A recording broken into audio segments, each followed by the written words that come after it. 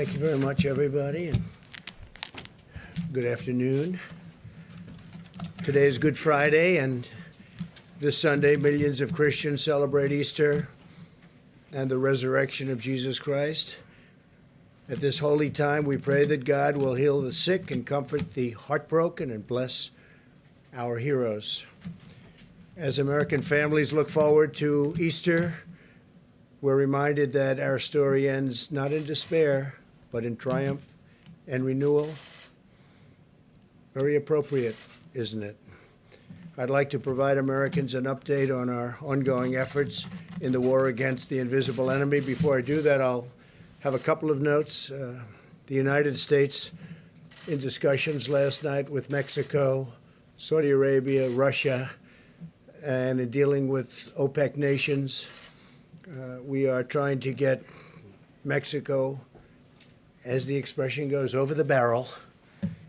And Mexico is committing to do 100,000 fewer barrels. The president and I spoke last night. We have a great relationship, great friendship. They're helping us very much at the border. They have 27,000 soldiers, Mexican soldiers, on our border right now, stopping people from coming into our country. As our wall goes up, we're up to about 168 miles of wall.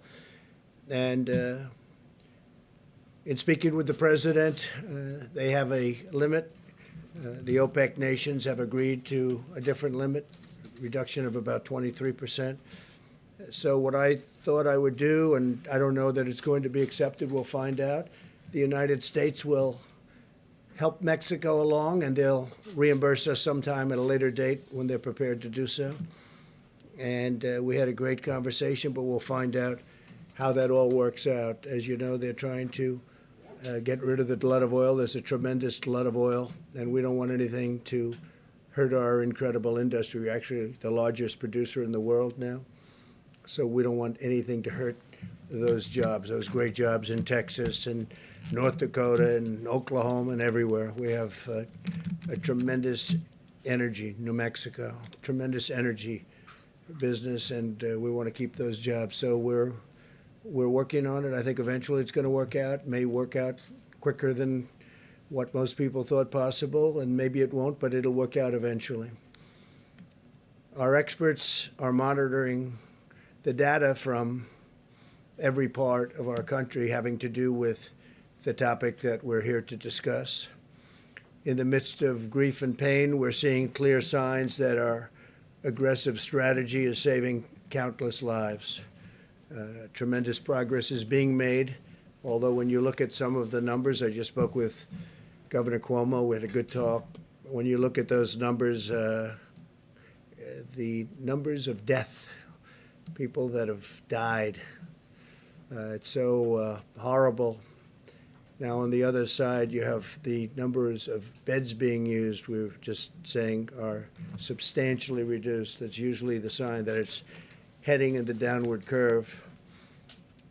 So New York, we know where that is. But in the midst of all this grief and this pain, we're seeing these signs, and we're seeing them very strongly.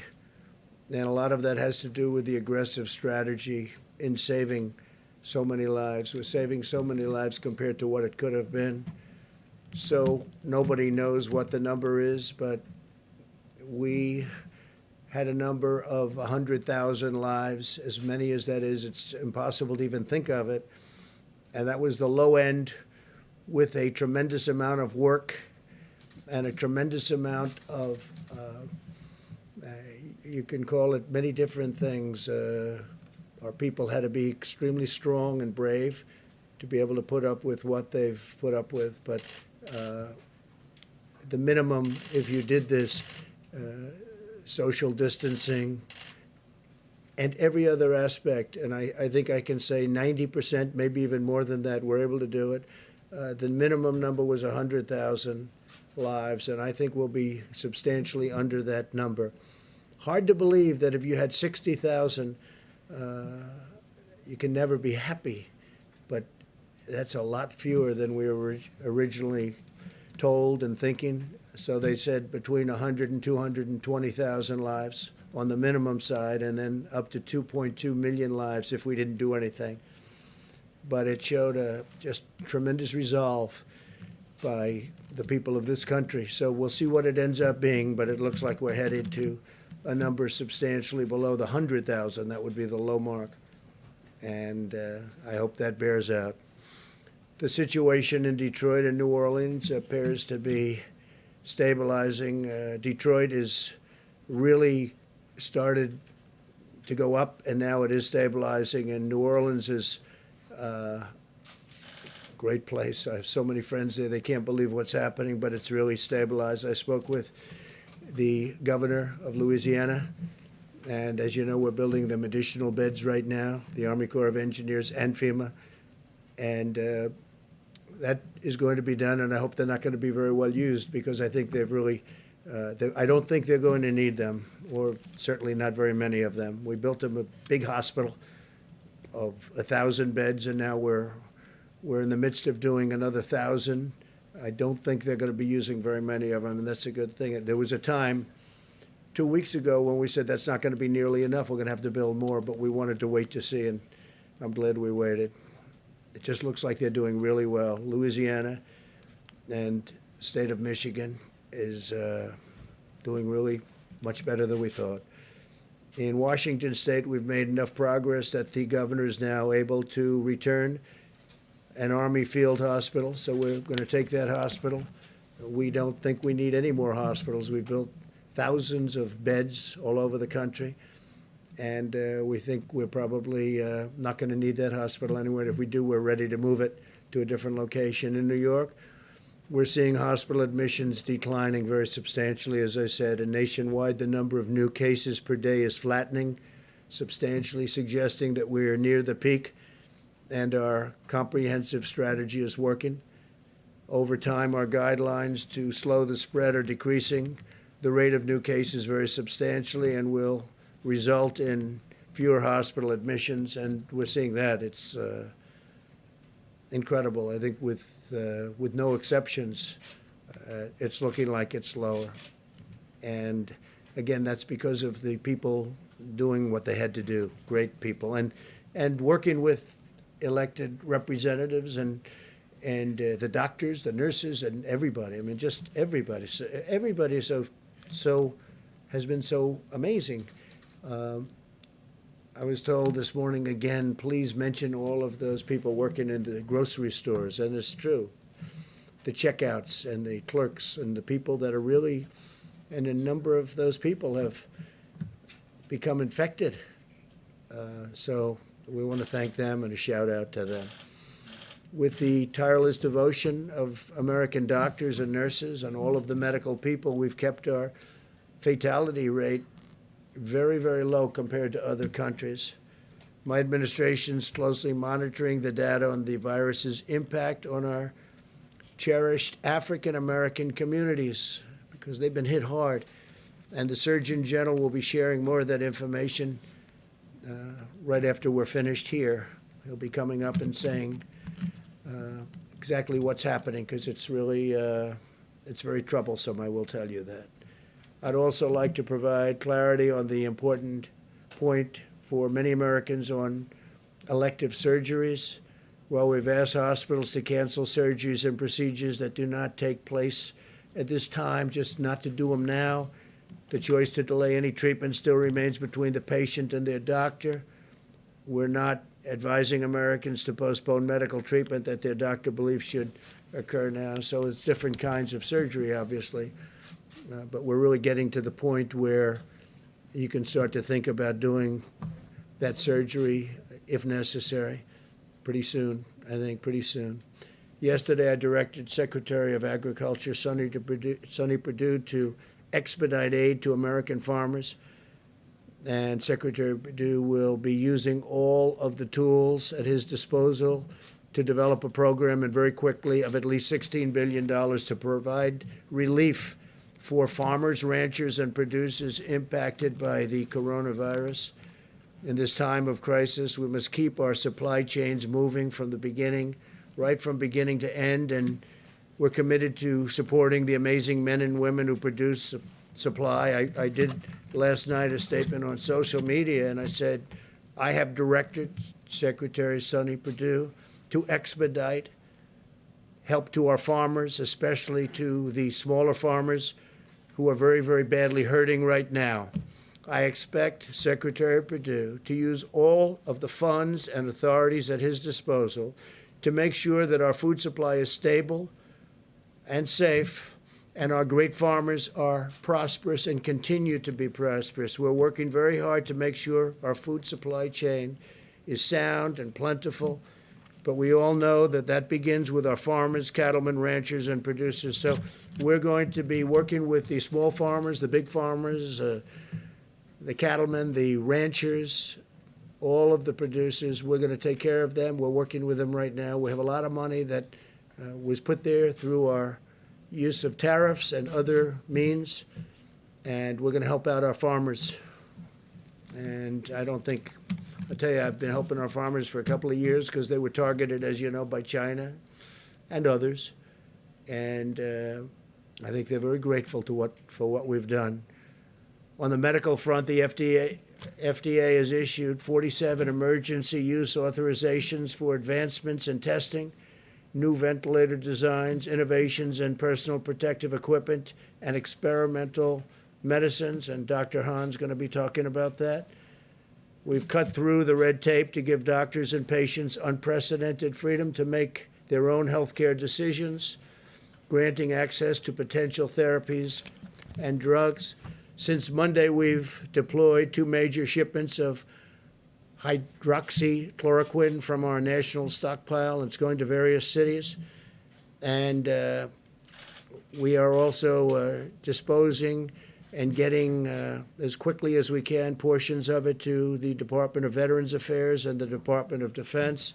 And speaking of the Department of Defense, they're going to be sending us 10 million N95 masks that they had. And we're in great shape in every way. We're in great shape with ventilators. We're in great shape with protective clothing. We have additional plane loads coming in, but we're not getting any calls from governors at this moment.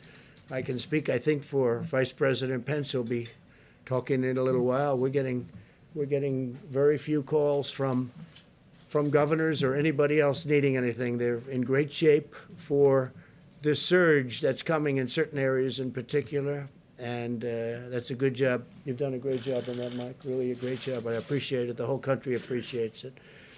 More than 2 million coronavirus tests have now been completed, and we're conducting approximately 100,000 more every day.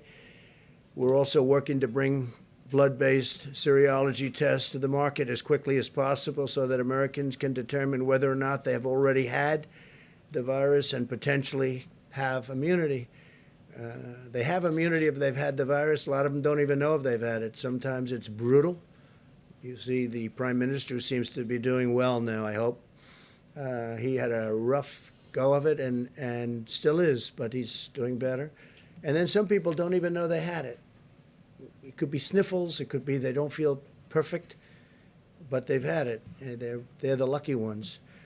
The NIH, CDC, and FDA are currently validating these antibody tests to ensure that they're accurate, and they're doing that at breakneck speed. I think we can say that, Doctor, and we're going to get them approved very quickly. Dr. Hahn. When validated, we're confident that the production will scale up to tens of millions of tests very quickly. We're leading the world now in testing by far, and we're going to keep it that way.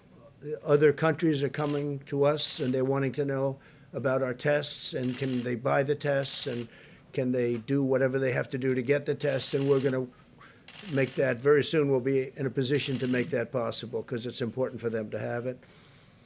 And we're going to have an announcement on the World Health Organization sometime next week. As you know, we give them approximately $500 million a year, and we're going to be talking about that subject next week. We'll have a lot to say about it. We'll hold it. Every American should be proud of what our country has achieved in just a short period of time. The U.S. military has deployed thousands of personnel to build 23 temporary hospitals with more than 16,000 beds. And we have the potential to build many more if we needed them. We're all ready to go, but I don't think we're going to need them, which is great news. And we built those hospitals in 12 states and the District of Columbia using the Defense Production Act, and we used it like a hammer. A lot of the media said, oh, we weren't using it. We used it like a hammer to a point where all we had to do is say the words and everybody gave us max, and they've done a good job. They really have done a good job with few exceptions. And we've harnessed the full power of American industry to produce ventilators and other essential supplies. Right now, we're making thousands of ventilators, many of which we won't need, but we'll use them in our stockpile. And we'll build that up. We'll also help build up the stockpiles, which they should have had in the states. And so we're working with governors on that. And we'll also help other countries. There are countries that are calling us for help. They need ventilators, and they're in no position to build ventilators. We are. We have Ford and General Motors, and many, many companies are building ventilators. So we're going to be helping at a not too distant point. We're going to be helping quite a few of the countries. Now, we've launched Project Airbridge to deliver nearly 300 million pieces of personal protective equipment from and around the globe. We're also shipping out 60 sterilization systems to 10 different cities that can each sterilize up to 80,000 masks each day, and I'm even hearing it can go up to 120,000 masks a day, certain equipment with certain additions. It's a company in Ohio that makes it. It's a great company, great. I hear it's a great product, works very well. I asked that question. I said, how come we have to buy so many masks? Why can't we sterilize the masks that are being used? And the answer was you can. In this case, they say up to 20 times. So we can take a mask, certain types of masks, the N95s in particular, and we can sterilize them, make them very clean up to 20 times. That's a great thing. In addition, we passed the largest emergency economic relief package in American history to save the U.S. economy and protect the American worker. As you know, this past week, which was 4 active days on the stock market, Good Friday today is not included. The markets are closed. In 4 days, we had the biggest market increase, stock market increase that we've had in 50 years. That tells you that there's a pent-up demand. That tells you they want to get back. There's something good going to happen. I really believe that. There's something very good going to happen. We have to get back. So think of it in this horrible period, this horrible, dark period where this monster came and worked its horrible, horrible spell over the world. 184 countries as of this morning. 184 countries. We've done well, and I guess the market thinks we've done well because we had the biggest stock market increase without one day. We're talking 4 days instead of 5 that we've had in 50 years. 50 years. Think of that. More than 50 years, actually. In short, the American people have launched the greatest mobilization of our society since World War II, deploying every scientific, governmental, medical, and military resource to defeat the virus. So I want to just start then with, we're going to answer questions later. We'll have time. I think we have a lot of time today. A lot of people are off, as they should be, Good Friday. So I'll stick around. We'll answer questions later. I want to start with Deborah Birx, please, Dr. Birx, and you can go over some of the numbers we just looked at, and that'd be great. Thank you very much, Deborah. Thank you, Mr. President, and thank you for outlining how well we are doing in a series of metro areas. What also has been encouraging for those of you who are watching epidemic curves every day, and I'm sure you are, and watching them in log phase, because that's how epidemiologists like to look at their curves, you can see for the first time that in the United States we're starting to level on the logarithmic phase like Italy did about a week ago. And so this gives us great heart that not only in specific places, but we're starting to see that change. Obviously, a lot of that is driven by the improvement in New York City. Remember, for a long time, they were over 50% of our cases and 50% of our new cases. That has dramatically changed because of the impact of what the citizens of New York and New Jersey and across Connecticut and now Rhode Island are doing to really change the course of this pandemic and really change the trajectory of new cases. We're seeing that what many states and metro areas were experienced as twofold and fourfold increases that went to twofold, that now those are going to 8 days between the doubling rate. Watching this every day gives us hope across these metro areas, from New York and New Jersey and all through Denver and, of course, through New Orleans. We still see cases occurring in the Boston area and in Chicago, but their rate of increase seems to be stabilizing. And we really want to call out the work of the mayors of Baltimore and the district and Philadelphia, who have really brought all of their health experts together, and working with their communities are starting to really change the curves in those areas. What we're seeing is we're united in social distancing, and that's been very encouraging to all of us, and it should be encouraging to the healthcare providers that are on the front line, many of which are serving our Americans with such dignity and respect and ensuring that everybody gets optimal care. And as the president noted, our mortality in the United States is significantly less than many of the other countries when you correct them for our population. And that is really solely the work of our frontline healthcare providers. And so working with, you can really, hopefully you get the theme today that we are incredibly proud of our public health leaders at the city level, at the state level, at the federal level, who are working together to really change the course of this pandemic, working with their citizens and their communities to make these changes. And the American public, who have really taken all of this to heart and stayed home. I know last week we really asked a lot of people in the Washington and Baltimore area to consolidate, not go out frequently to grocery stores or pharmacies. You can really see that that's having a huge impact.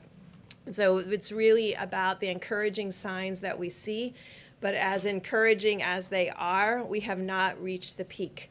And so every day we need to continue to do what we did yesterday and the week before and the week before that, because that's what in the end is going to take us up across the peak and down the other side. We continue to really applaud the work of California and Washington State and Oregon. We're learning from all three of those states, from their public health officials, about how they were able to keep the virus from ever becoming logarithmic.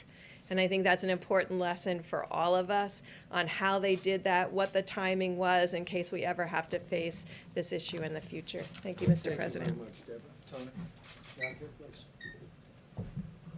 Thank you very much, Mr. President. So again, just keeping on the theme that Dr. Birx had mentioned, this is the end of the week, that famous week that we spoke about last weekend, in which what actually was predicted to happen happened. We're starting to see the leveling off and the coming down that Dr. Birx had mentioned.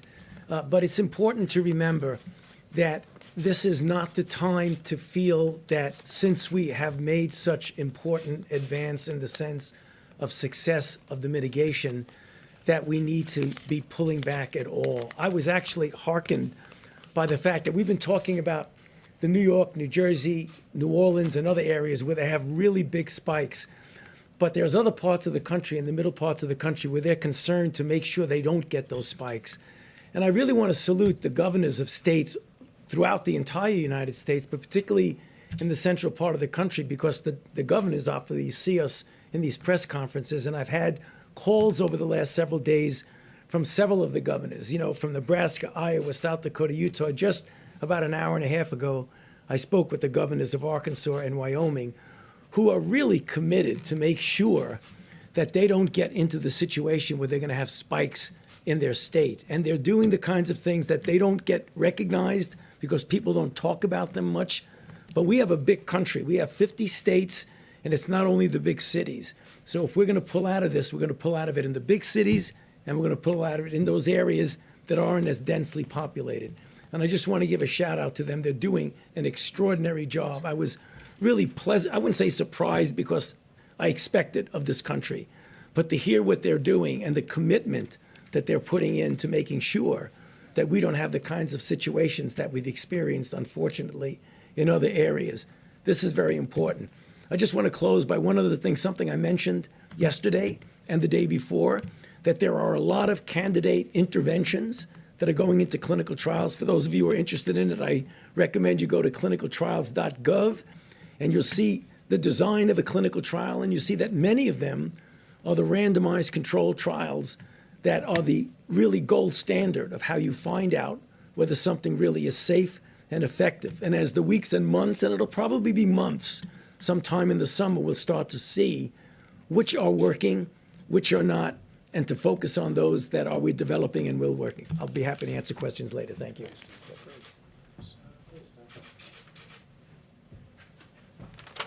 Thank you, Mr. President. The White House Task Force has been very focused on increasing the supply of personal protective equipment for our great providers. I was one of those providers a few months ago, and I can tell you nothing is more important than making sure they have what they need. So in order to increase the supply of N95 masks, FDA has worked with industry and has now authorized 2 companies who will supply machines to sterilize N95 masks. Admiral Polovchek and FEMA are purchasing on behalf of U.S. government 60 sterilization machines, as mentioned by the President, and they will be positioned around the country to increase the amount of supply of N95 masks. Each machine will be able to sterilize 80,000 N95 masks per day, and we hope to actually increase that further.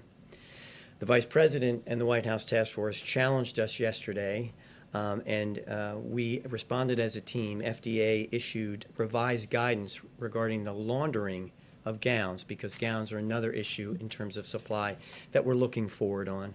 This is not something that normally happens around the country, but issued this guidance. It's on our website now at FDA. So there's information about how hospitals can do that to increase the supply. We've heard concerns that maybe hospitals might not want to do that because of regulations, and I can happy to tell you that Administrator Verma and I have worked on this. Certified providers and suppliers who follow FDA guidance as posted on the website will be compliant with Medicare and Medicaid requirements. And then finally, last week, FDA provided guidance to manufacturers on manufacturing specifications for cloth gowns. This is another attempt to increase the number of gowns. Typically, it's plastic or other types of materials. And this guidance, if followed, can be used by manufacturers to actually make these gowns, and no further regulatory red tape will be necessary. They can go into circulation. Thank you. Thank you. Thank you, Mr. President. Good afternoon, everyone. I started off the week talking about the challenges that lie ahead, and I want to finish the week just by reiterating what you've heard. Mitigation works. It definitively and quantitatively is working, and I want to say thank you to America for your efforts to help flatten the curve and to save lives.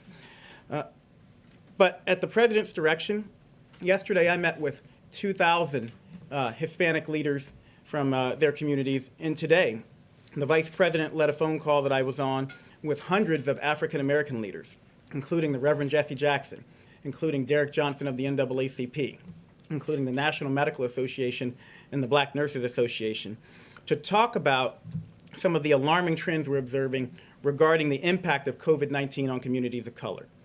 And you've heard the stats in New York City. Hispanics represent the majority of deaths. In Milwaukee County, blacks are 25% of the population, but almost 50% of the cases and 75% of the deaths. So what's going on? Well, it's alarming, but it's not surprising that people of color have a greater burden of chronic health conditions. African Americans and Native Americans develop high blood pressure at much younger ages. It's less likely to be under control and does greater harm to their organs.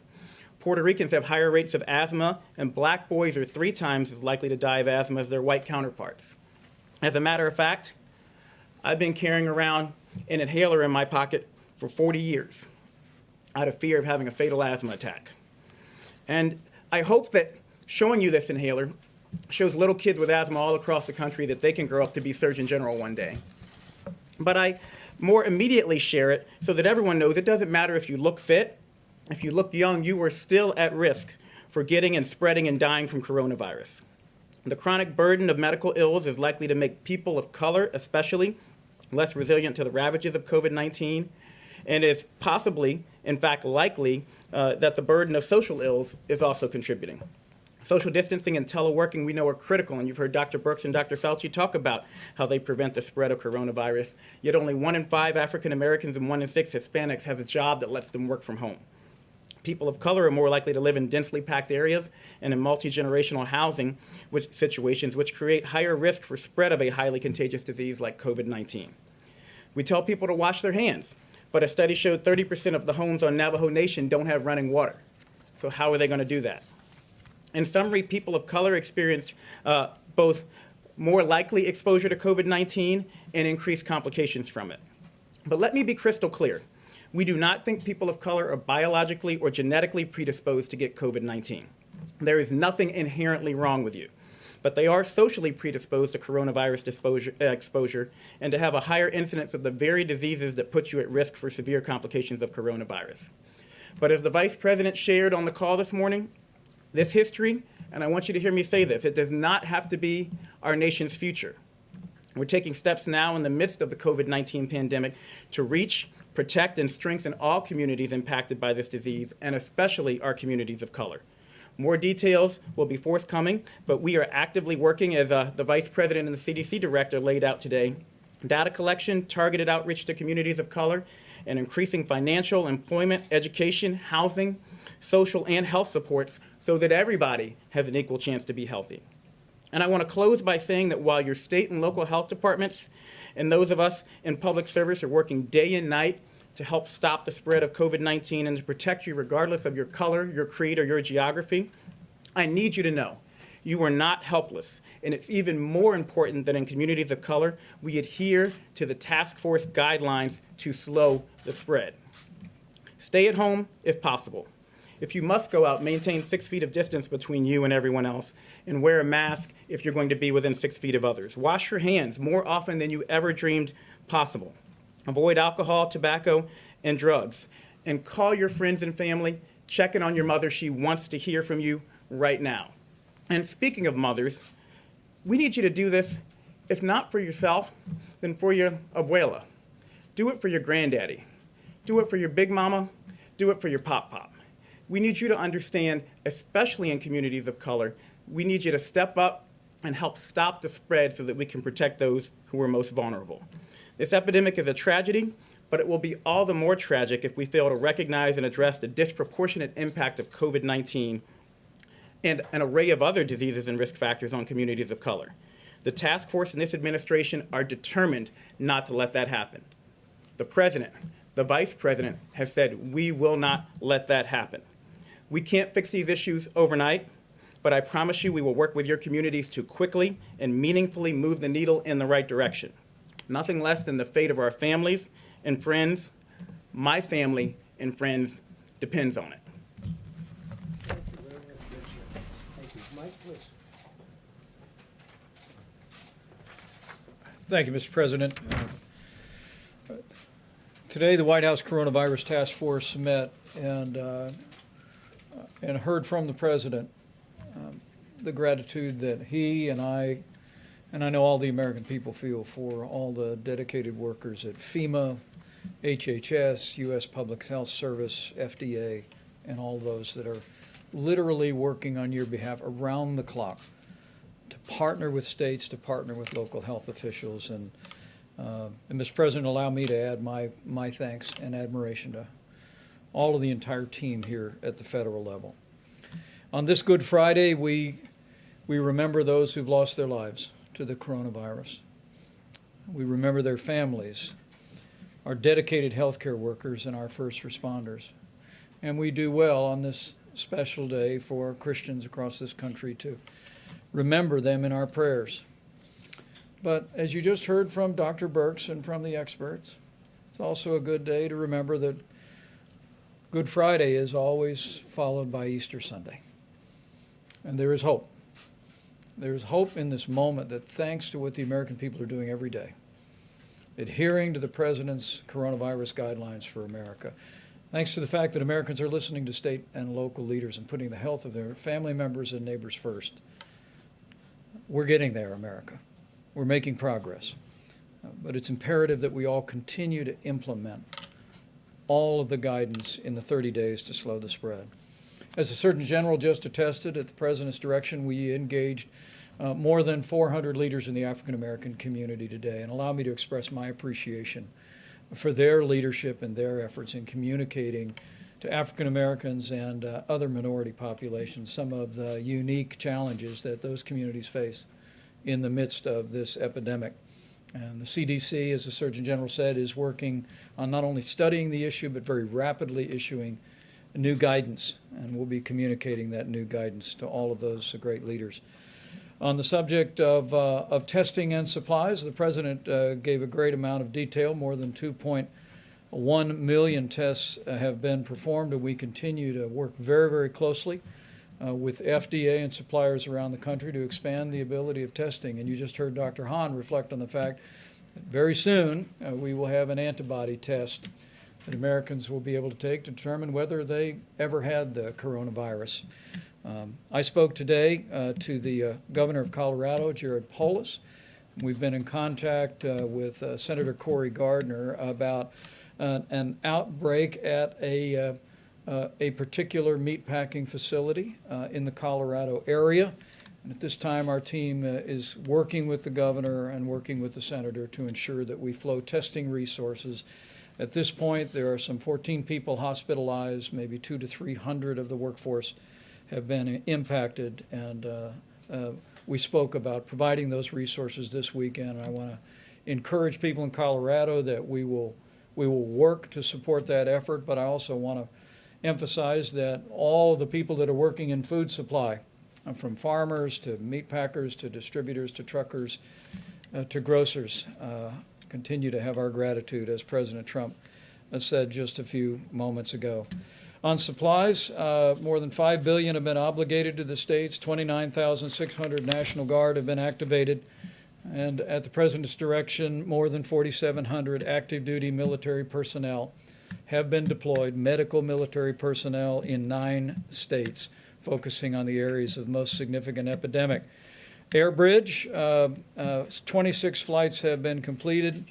4 flights are scheduled to arrive today, bringing 250,000 gowns, 25 million pairs of gloves. 54 more flights are scheduled, literally bringing in supplies from around the world.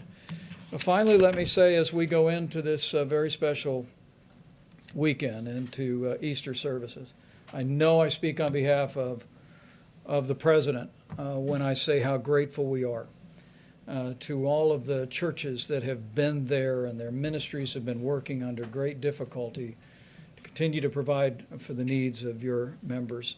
There have been food drives, there have been phone calls, and ministry has continued, and we are grateful for the role on this Holy Week that our churches, our synagogues, and all of our houses of worship have played. On their behalf, allow me to remind you that even if you're not in the pew this Easter Sunday, if you are able, it's still a good idea to give, because those ministries continue to go forward, and we encourage you. We encourage you to continue to support them. We also want to say very respectfully to all the church communities around this country and all the places of worship to continue to heed the guidelines issued in the President's coronavirus guidelines for America. We know it's difficult in this time of year, particularly, Mr. President, to avoid gatherings of more than 10, but we're grateful that so many churches, synagogues, and places of worship have done just that, and we urge you to continue to do it. And to my Christian brothers and sisters across the country, let me encourage you with the words. We should all remember that Jesus said, wherever 2 or more are gathered, there he is also. And so you can worship, you can celebrate Easter, and know that you'll be blessed in so doing, and you'll be serving the nation. Thank you, Mr. President. Great job, thank you. Okay, it's Good Friday, let's be nice. Okay, let's be real nice. Yeah, please, go ahead. Thanks, Mr. President. Can you clarify a little bit what the U.S. offered to Mexico in order to agree to that oil deal? And then also go into detail about what you spoke about on oil with President Putin this morning. So all of the OPEC nations met, and others, and they're all agreeing to cut back because there's a tremendous glut. We're filling up our strategic reserves. We don't even have room to store it.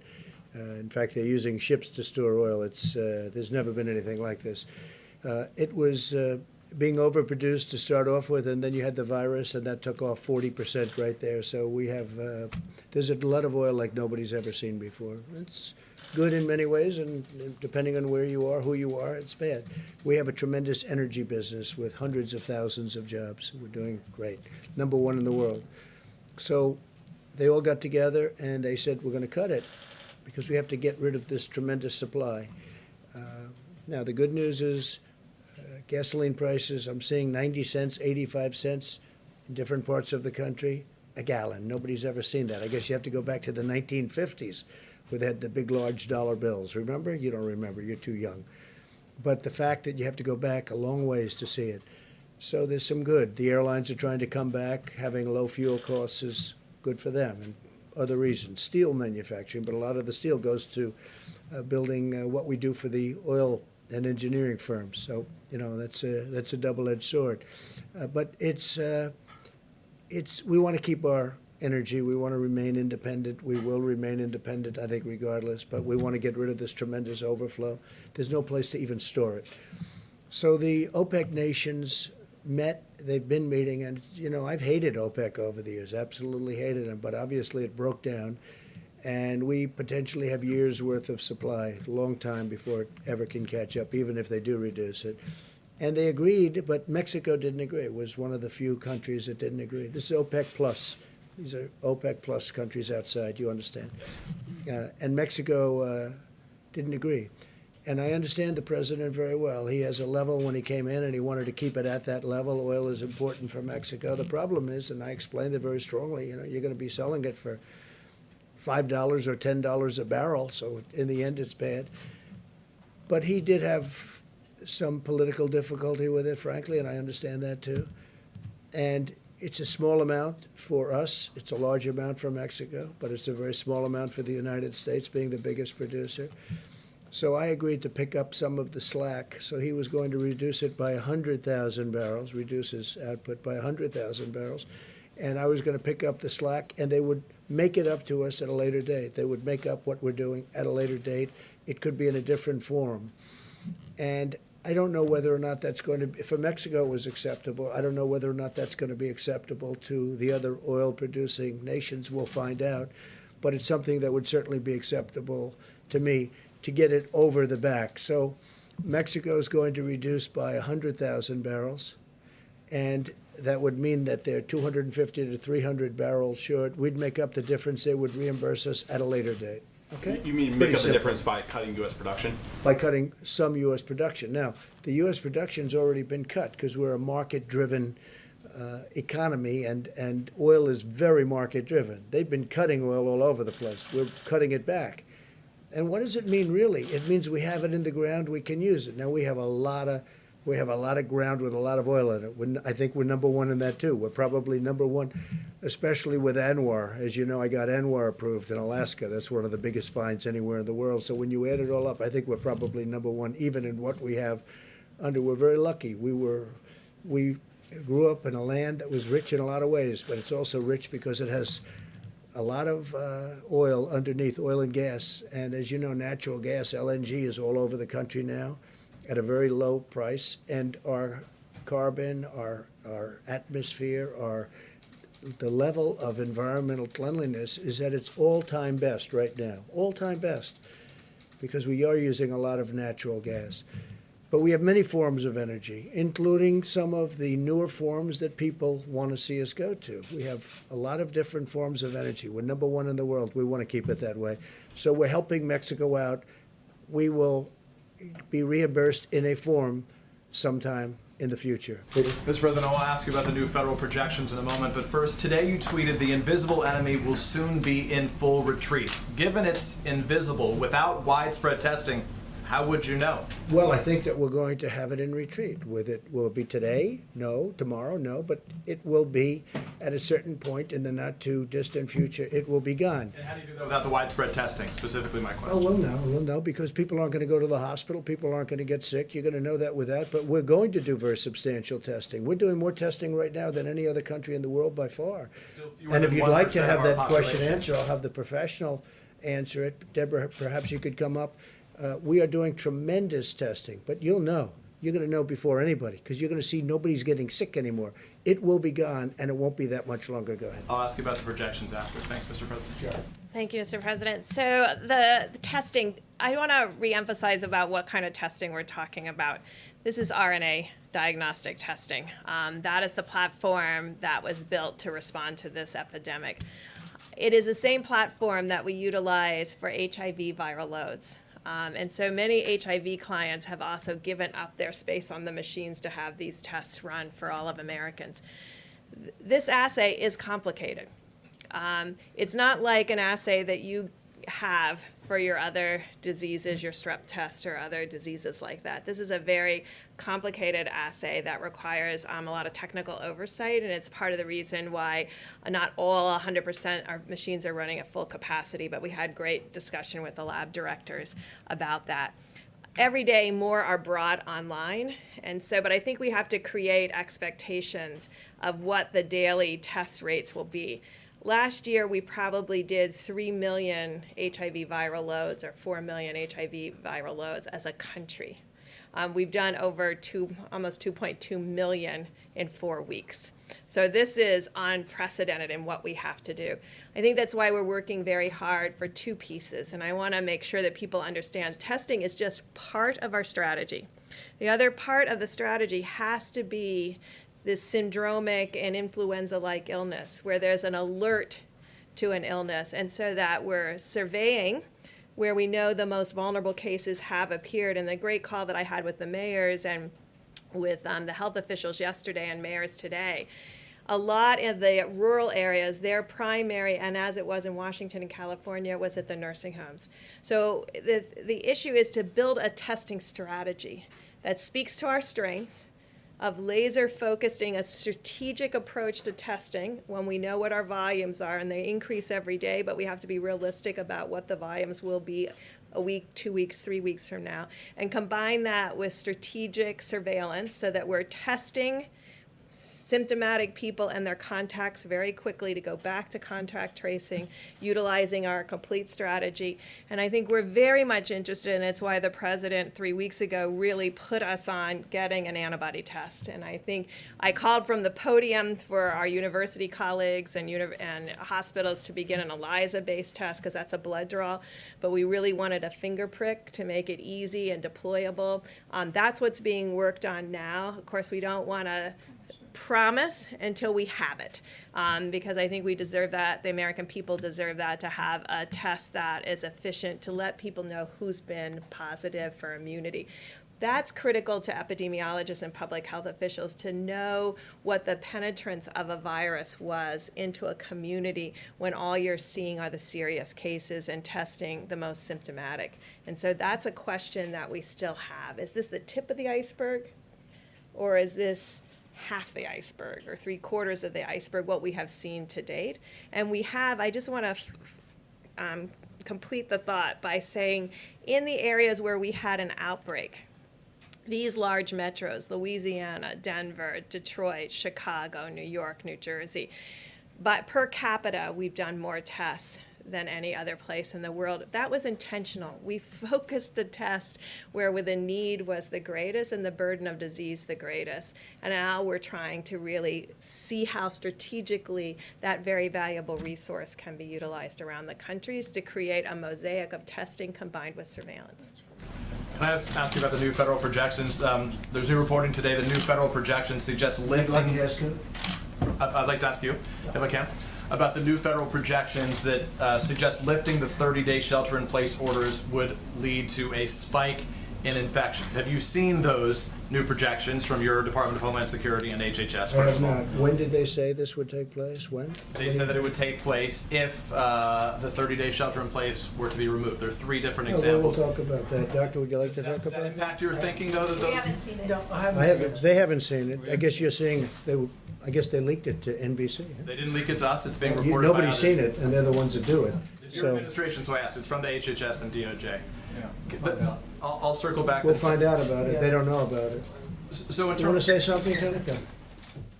First of all, Peter, I haven't seen that, so I can't quote on that. New York But Times just yeah, reported within the that's last okay. 2 I still haven't seen it. I've been in here all day. I'm just saying, well, to me, I'm just telling you what I know. So what I think that they're talking about is that whenever you pull back, you would expect that you might start seeing cases. And what we've been talking about, what Dr. Birx has just mentioned, is that when you see that, that's where you want your resources to be able to very efficiently, in real time, identify, isolate, and contact trace. So don't let anyone get any false ideas that when we decide at a proper time when we're going to be relaxing some of the restrictions, there's no doubt you're going to see cases. I would be so surprised if we did not see cases. The question is how you respond to them. I think that's what they were referring to. I guess the question, Mr. President, should Americans have to decide between staying healthy and going back to work? Look, I think we're going to do both. We're going to go back to work and we're going to stay healthy. And staying healthy is also a proportion. If you look at what we're doing, we're looking at a date. We hope we're going to be able to fulfill a certain date, but we're not doing anything until we know that this country is going to be healthy. We don't want to go back and start doing it over again, even though it would be in a smaller scale. Yeah, Jeff, go ahead. Thank you. So just a follow-up on the oil question. The president of Mexico said that you had agreed that the U.S. would cut production by 250,000 barrels per day. Is that what you agreed to? Yes, we would, which we've already done, by the way, but we would agree to a reduction cut. They would agree to do something to compensate us in the future. Okay? Did you make any assurances to Saudi Arabia that you, the United States, would not bail out oil drillers here? We didn't discuss that with Saudi Arabia. We just discussed the numbers, and we discussed who's opposed and who's not. And pretty much everybody is in favor of it because they're getting clobbered. They're all getting clobbered. All of those countries are having problems. If you look at Saudi Arabia, that's their source of income, primary source of income by far. So they want to do it. Russia wants to do it. The OPEC nations want to do it. They all want to do it. So we'll see what happens. There's a difference between wanting to do it and doing it. Yeah, go ahead. OAN in the back. Thank you, Mr. President. This is a national security question back to Venezuela and China. Venezuela, this morning. go ahead. Your administration has placed a $15 million bounty on Venezuela's Nicolas Maduro. And we have news this morning that President Xi is talking with Nicolas Maduro, expressing his financial support for Maduro. So 2 questions. 1, have you discussed with Dr. Xi, or President Xi, the U.S. policy on Maduro? And 2, how does this affect U.S. policy with regards to its war on anti-narcotics? We will not be happy if that takes place. I have not spoken to President Xi of China about Venezuela, about that aspect of Venezuela. But if that took place, we will not be happy. Okay? I will not be happy. Are you concerned that he's opening up I'm another concerned financial about avenue? everything. I'm concerned about everything. That's why I don't sleep a lot. I get myself concerned about everything, but I would not be happy about that. Go ahead. Mr. President, getting back to Peter's question, a variation of that question, your doctors who are gathered here seem to be in doubt as to whether or not the country can reopen on May the 1st. If they come to you before May the 1st and say the country is not ready, or huge parts of the country are not ready to reopen on May the 1st, will you listen to them? I listen to them about everything. I think they're actually surprised. I have great respect for these people, all of them. You that look, recommendation and in others particular, that are that- working with us. I have great respect for this group. In fact, I told Tony Fauci, I said, why don't you move to New York, run against AOC, you will win easily. Some of But your he allies have decided been that he's not bashing going to do these that. doctors. Okay. Some of your I allies kid, have by been the way. You know that. Some of your allies have been bashing these doctors. Would you tell them to cut it out? I can only say this. I have tremendous respect for these people, and we've done very well. And when you look at us compared to others, we're a big nation. When you look at us compared to others, when you see how we've taken testing from a broken system that I inherited to having the best tests that anyone's made anywhere in the world, and other countries are calling us, wanting to use our technology, I have great respect for these people. come back to you, I'm sir- never saying bad about these people. If they come back to you, sir, and say, before May the 1st, we can't open on May the 1st, do you listen? I will certainly listen. I will certainly listen. take that There are two advice. sides. Remember, I understand the other side of the argument very well, because I look at both sides of an argument. I will listen to them very carefully, though. Please, go ahead. Thank you, Mr. President. You may have seen this, but J.P. Morgan came out with a forecast about GDP growth in the second quarter. They're saying a 40% decline in the second quarter of this year. Do your economic advisors share that view? I think my economic advisors are interested in the third quarter and really the fourth quarter. And I think we have a chance to do record fourth quarter numbers because there's a tremendous pent-up demand. And you see it this week. I mean, what reason would there be other than faith in us and in this country, faith in this group and me and our vice president and everybody, governors perhaps, you can add them into it also. What reason would there be for, in a shortened week, 4 days instead of 5, to have the biggest stock market gain in over 50 years? So I think that, to me, there's a sign. Hey, look, with all we've been down, I mean, we've never been hit. I don't know, has this country ever been hit like this? Probably not. 1917, but that was different, and it was a different time. And frankly, Europe took the brunt of it. We didn't, but it was a terrible time also. But probably never been hit like this, right? Somebody was saying, in fact, I was speaking with Governor Cuomo about it because we were in New York City, a place we love, New York State, with the World Trade Center. And that was approximately 3,000 people. Well, we've doubled that in this same area. We've doubled that, more than double it, substantially more. And it's obviously going. We had our highest number yesterday and the day before. Okay, with all of this news, what would lead you to believe that we're going to have the best stock market week, shortened week, in 50 years? Almost broke the all-time record. You know what that is? That's a pent-up demand. Now, that's my opinion.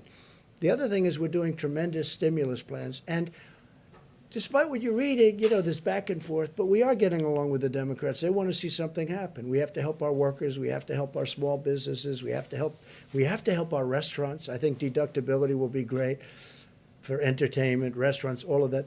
Look, I think with the stimulus, with the people, with what we've got going, with all of the things, we're going to be meeting with the airlines over the weekend. We have a great plan for the airlines. We've got to keep the airlines going. It's never been a great business, but it's a very vital business for the country. We're going to be meeting with Boeing. We're going to be meeting with a lot of companies that are great companies and were great companies a short while ago. I mean, we can't let anything happen to Boeing. It's, got so much potential. You talk about potential. Can anything have more potential than that? So we have a lot of very exciting things taking place. We have tremendous plans. We have tremendous stimulus. And I think we have a chance to do really well. So this quarter isn't the quarter I'm looking at. Third quarter, we start to think about it. And I think fourth quarter is going to be at a level that maybe we haven't seen before. I think our country, with the stimulus, with all that we've been through, we've learned a lot. Don't forget, we've learned about pandemics and epidemics. We've learned a tremendous amount. And with all that we've learned, as an example, we're making ventilators. We have thousands of them being delivered in the very near future. We have countries calling us, can we have ventilators? That would have been an unthinkable call. I wouldn't know what to say. They have people dying, but we needed them for ourselves. We have plenty before the surge. In New York, they need far fewer hospital rooms or far fewer hospital beds in particular than we thought. And I have to say, Dr. Birx told me that 4 weeks ago, 6 weeks ago. Remember, you said, that number's too high. We don't need that many. And based on what she said and others, we did what we had to do. We actually gave the maximum. We built Javits. We sent the ship in. We then made the ship COVID because, there weren't a lot of people on the roads. You didn't have the accidents that we thought, other unrelated accidents. Nobody driving. Normally you have a lot of car accidents. You have a lot of motorcycle accidents. You have people going to the hospital. We didn't have that. We had almost none of it. So a lot of things have happened. I think we have a chance to be stronger than before. I really do. I think the stimulus is very important, what we're doing. I think it's very, very important. Please, go ahead. Mr. President, may I ask you about credit and debt as well? Yeah. Many American individuals, families have had to tap their credit cards during this period of time, and businesses have had to draw down their credit lines. Are you concerned, Mr. President, that may hobble the U.S. economy? All of that debt, number one. And number two, would you suggest to credit card companies to reduce their fees during this time? Well, it's something that we've already suggested. We're talking to them. Business interruption insurance. I'd like to see these insurance companies. You have people that have paid. When I was in private, I had business interruption. When my business was interrupted through a hurricane or whatever it may be, I'd have business where I had it. I didn't always have it. Sometimes I had it. Sometimes I have a lot of different companies. But if I had it, I'd expect to be paid. You have people, I speak mostly to the restaurateurs, where they have a restaurant. They've been paying for 25, 30, 35 years, business interruption. They've never needed it. All of a sudden they need it. And I'm very good at reading language. I did very well in these subjects, okay? And I don't see the word pandemic mentioned. Now, in some cases it is. It's an exclusion. But in a lot of cases, I don't see it. I don't see reference, and they don't want to pay up. I would like to see the insurance companies pay if they need to pay, if it's fair. And they know what's fair, and I know what's fair. I can tell you very quickly. But business interruption insurance, that's getting a lot of money to a lot of people. And they've been paying for years. You know, sometimes they just started paying. But you have people that have never asked for business interruption insurance, and they've been paying a lot of money for a lot of years for the privilege of having it. And then when they finally need it, the insurance company says, we're not going to give it. We can't let that happen. Please, go ahead. Thank you, Mr. President. On March 6th, you said anyone who wants tests can get a test. Now you're saying that you would be open to reopening the government without having a national testing system. How do you square those two statements, given that there's still issues with testing going forward? And how can you tell people Well, there's not that they're a lot not of going to have issues their with lives testing. put at Yeah, risk? I got it. There's not a lot, and it's a good question. There's not a lot of issues with testing. Certain sections of if we go to Iowa, we go to Nebraska, and interestingly, Idaho is very interesting because they had a few breakouts, small breakouts, but they're very, very capable states, and they're big distances, a lot of land, a lot of opening. You don't need testing there. You know, where you have a state with a small number of cases, some states with almost none. West Virginia hung in for a long time, as you know, with none for a long time. So when you have that, you don't need testing. You don't have to test every person in the state of Iowa, as an example. You don't have to test every single person to say, let's open up and let's get the tractors moving and let's get the corn and let's open up all of the different things they do in that great state. You don't need that. And with that being said, if there's a little hot corner someplace, we'll be testing. But I think Deborah speaks to this very well. The same thing in New York. That's what we talked to Governor Cuomo about this morning. We have the Abbott test, which is very quick and very easy, goes very fast. Then we have a lesser test that we talked about where we can talk about a larger area. But you're going to know. So we're going to do testing, but you don't need to test 325 to 350 million people because, number one, it's unnecessary. Vast numbers, vast areas of our country don't need this. I think you agree with me on that. You just don't need it. Now, we have certain hot spots. So Louisiana's a hot spot, New York's a hot spot, Detroit's a hot spot. And then you have certain areas in certain hot spots that you have to even go more so.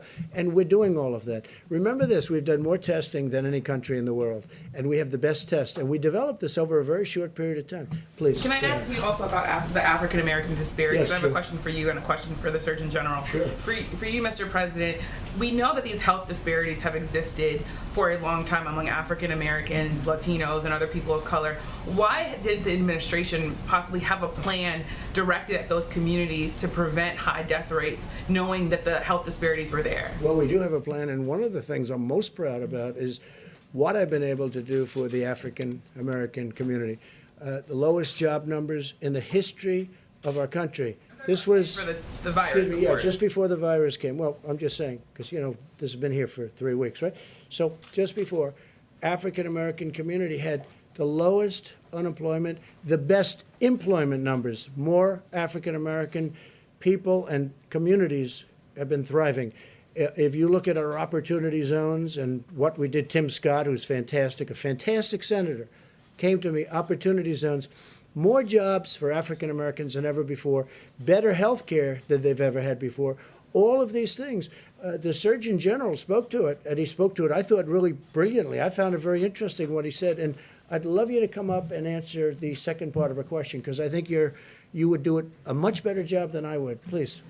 Thank you, Mr. Surgeon General. Thank you very much. Thank you. I have a quick question for you. You said that African Americans and Latinos should avoid alcohol, drugs, and tobacco. You also said do it for your abuela, do it for Big Mama and Pop Pop. There are some people I said already Granddaddy too.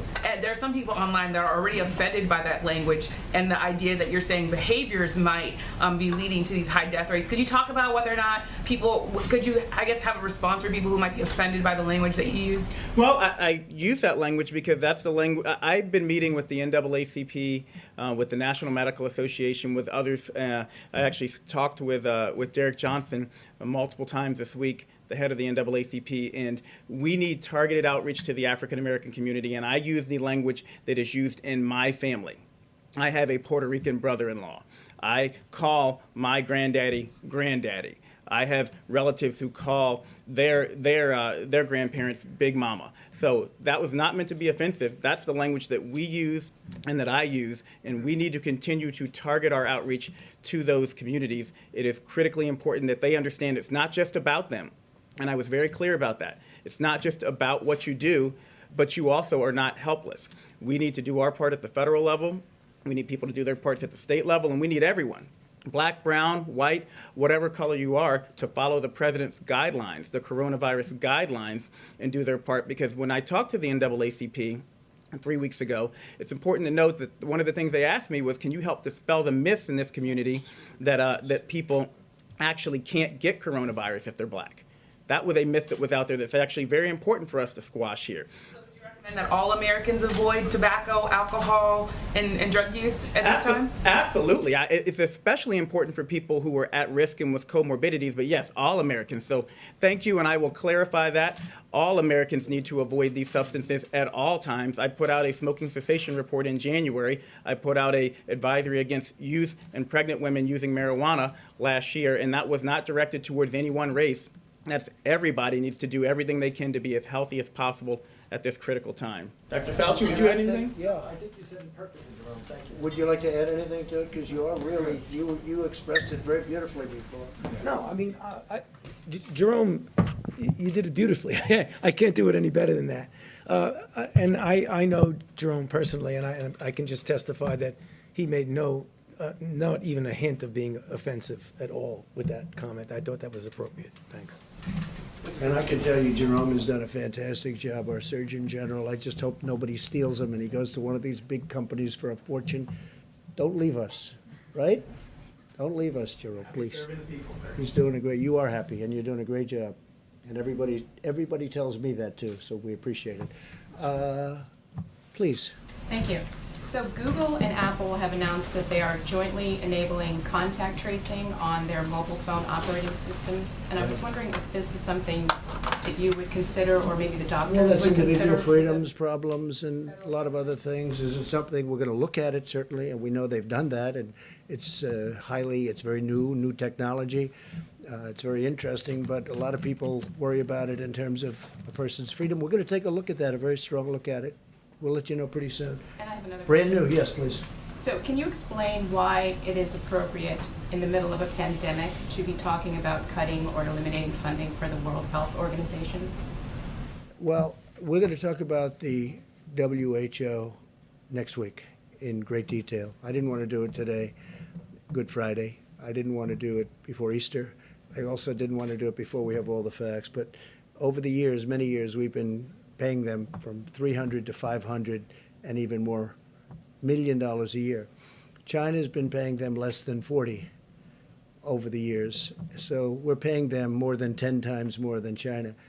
And they are very, very China-centric, as I said during the week, China-centric. China always seems to get the better of the argument. And I don't like that. I really don't like that. I don't think that's appropriate. I don't think it's fair to the American people. And, you know, I tell that to President Xi. I tell that to Dr. Tedros.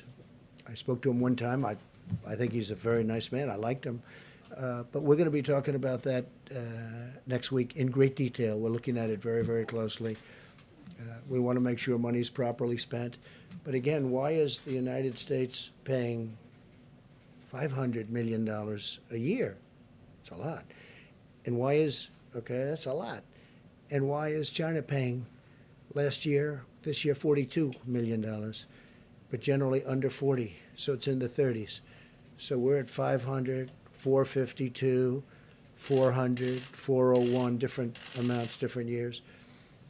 And they're at 40, 38, 36, 35, 32, 31. No, but you have to ask yourself that question. And then the answer always turns out to be in China's favor. Well, I have the same thing with the world trade. Isn't it interesting? World trade. So we have World Health and we have World Trade. So we have the World Trade Organization. And until I came along, we were losing cases, so many cases, it was ridiculous. We were always losing these cases, I mean, almost every case. And now we're winning cases. We just won $7 billion because they know I'm not going to put up with it. China has been unbelievably taken advantage of us and other countries. You know, for instance, they're considered a developing nation. I said, well, then make us a developing nation too. They get big advantages because they're a developing nation. India, a developing nation. The United States is the big developed nation. Well, we have plenty of development to do, okay?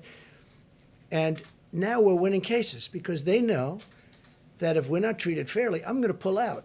Now, you never heard this before because nobody ever talked about the World Trade Organization, but the World Trade Organization has treated us very unfairly. But they know I'm not going to put up with it because all of these countries are taking advantage of the United States. Now, in the courts and the court system, we're not approving new judges over the last year and a half. We're not going to approve them. And Bob Lighthizer is working very hard on that. But we had always a minority position, meaning numbers of judges. So we'd have a minority number of judges. I said, how do you win with a minority number of judges? But all of a sudden we're winning. And the reason we're winning is they know if they don't treat us properly, and we won $7 billion just this very recently, and the money is pouring in. And we've won other cases too. We've won a lot of cases. But you know from covering it, I know you know, that the United States was taken advantage of by the World Trade Organization. And by the way, speaking of China, if you look at the history of China, it was only since they went into the World Trade Organization that they became a rocket ship with their economy. They were flatlined for years and years, frankly, for many, many decades. And it was only when they came into the World Trade Organization that they became a rocket ship because they took advantage of all the rules. I'm not even blaming them. I'm saying how stupid were the people that stood here and allowed it to happen. But we don't allow that to happen. And if they don't treat us fairly, we'll leave. But now we're starting to win cases. How about somebody new for a change? Come on, go ahead. President, as many schools and school districts are closing across the country, Florida Governor Ron DeSantis has not ruled out closing or opening out schools in May, saying that many kids are not vulnerable to this disease. Do you agree with that assessment? And do you believe that would you recommend that schools open up and to those states that have? Well, I have a lot of confidence in Ron DeSantis, a lot of faith in Ron DeSantis to make the right decision. He's doing a great job as governor. Ron DeSantis, I had read where he's thinking about opening up the schools earlier than the date, the end of the month. I'd have to look at the numbers. But again, you know, I like to allow governors to make decisions without overruling them. Because from a constitutional standpoint, that's the way it should be done. If I disagreed, I would overrule a governor. And I have that right to do it. But I'd rather have them, you can call it federalist, you can call it the Constitution, but I call it the Constitution. I would rather have them make their decisions. But he's made a lot of good decisions. And he hasn't said he's going to, but he's thinking about it. So I'll take a look at it. If I can ask a follow-up to one of the doctors, if you allow children back in the schools, you know, wouldn't that pose a threat to spreading the virus even further to some of those vulnerable? Well, I think the answer is obvious, but if you want either, would you want to just talk about that, maybe? Tony? Kicks me up here right I know. I think we know the answer to that. Yeah, I mean, from pure public health issues is that if you have a situation in which you don't have a real good control over an outbreak and you allow children to gather together, they likely will get infected. And if they get infected, the likelihood that they will bring the infection home. So that really is a risk. I don't know the situation at all in any detail, and I'm not specifically speaking about Florida. I'm just speaking generically about what happens when you have infections in the community and you have a congregation of people, such as in classrooms, that's a risk. Has anyone under 25 died, Dr. Fauci, in the country? Yes.